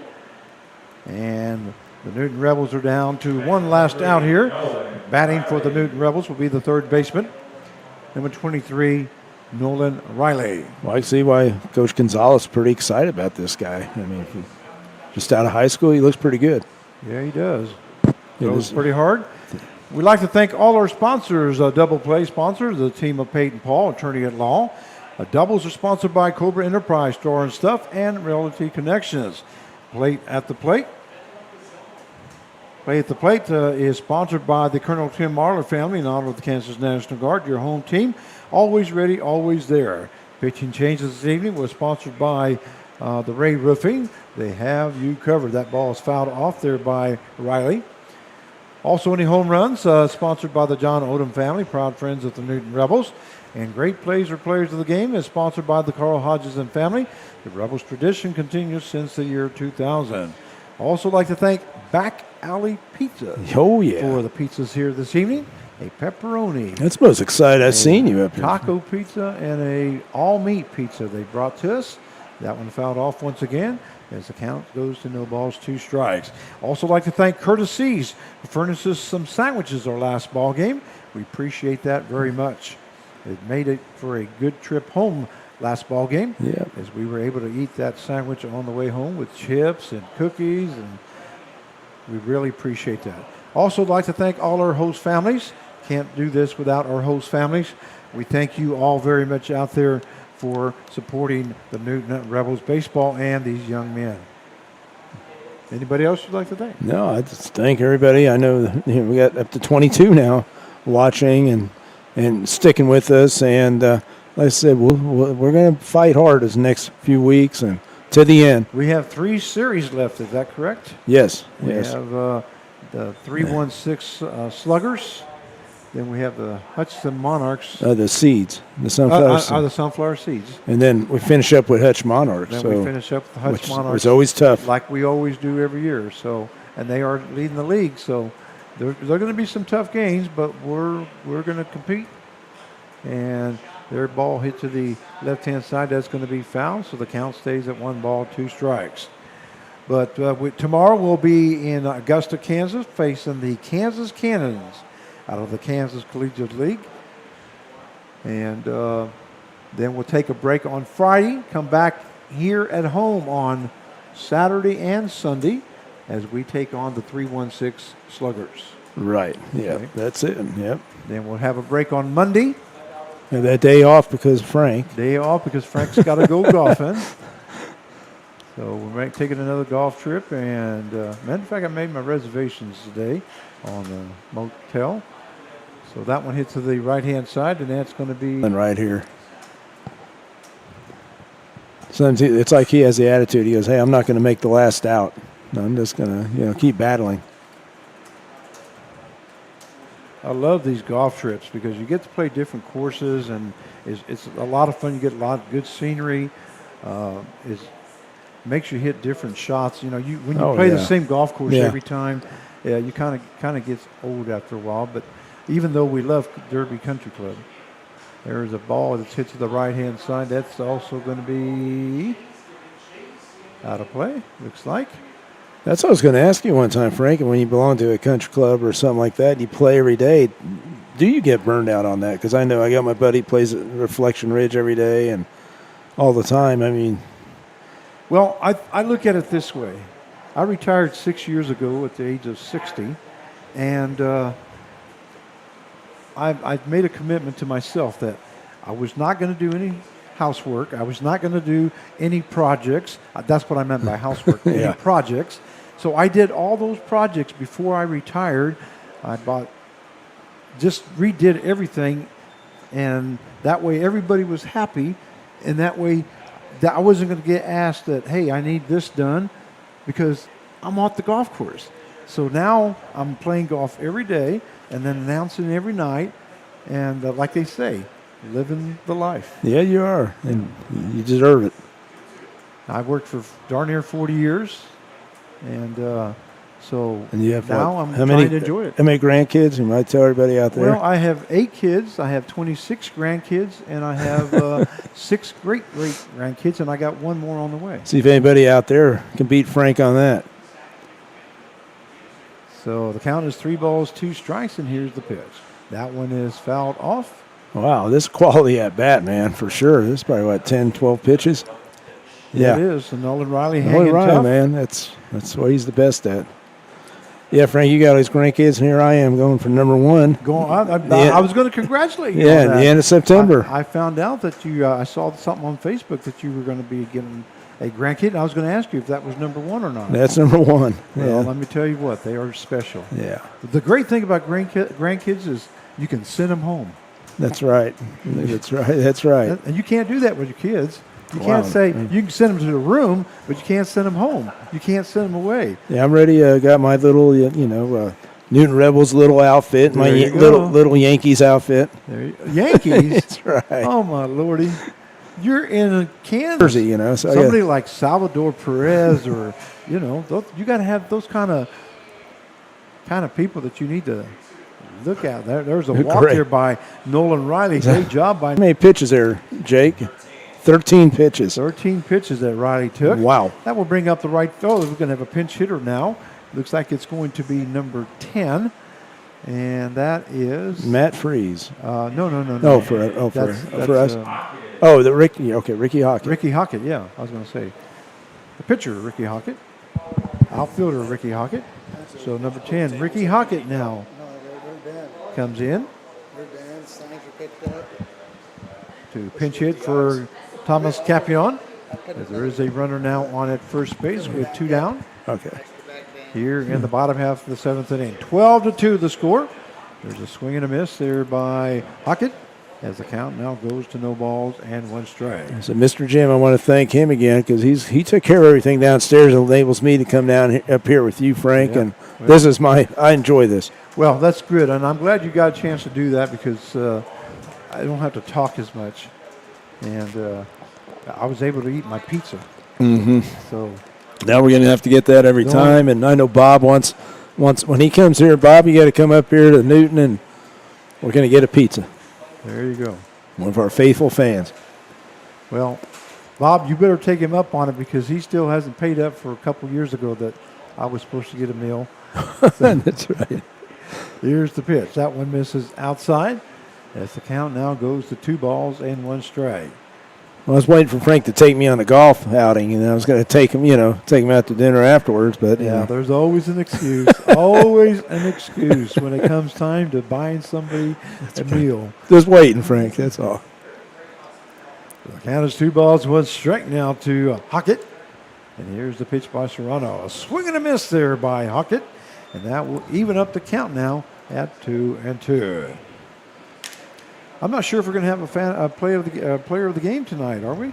I don't think so. Yeah, I think Mariah. We need to talk to her. I think what we're going to do is we're going to shut her down a little quick because I've had a very long day tonight and I've got to get home.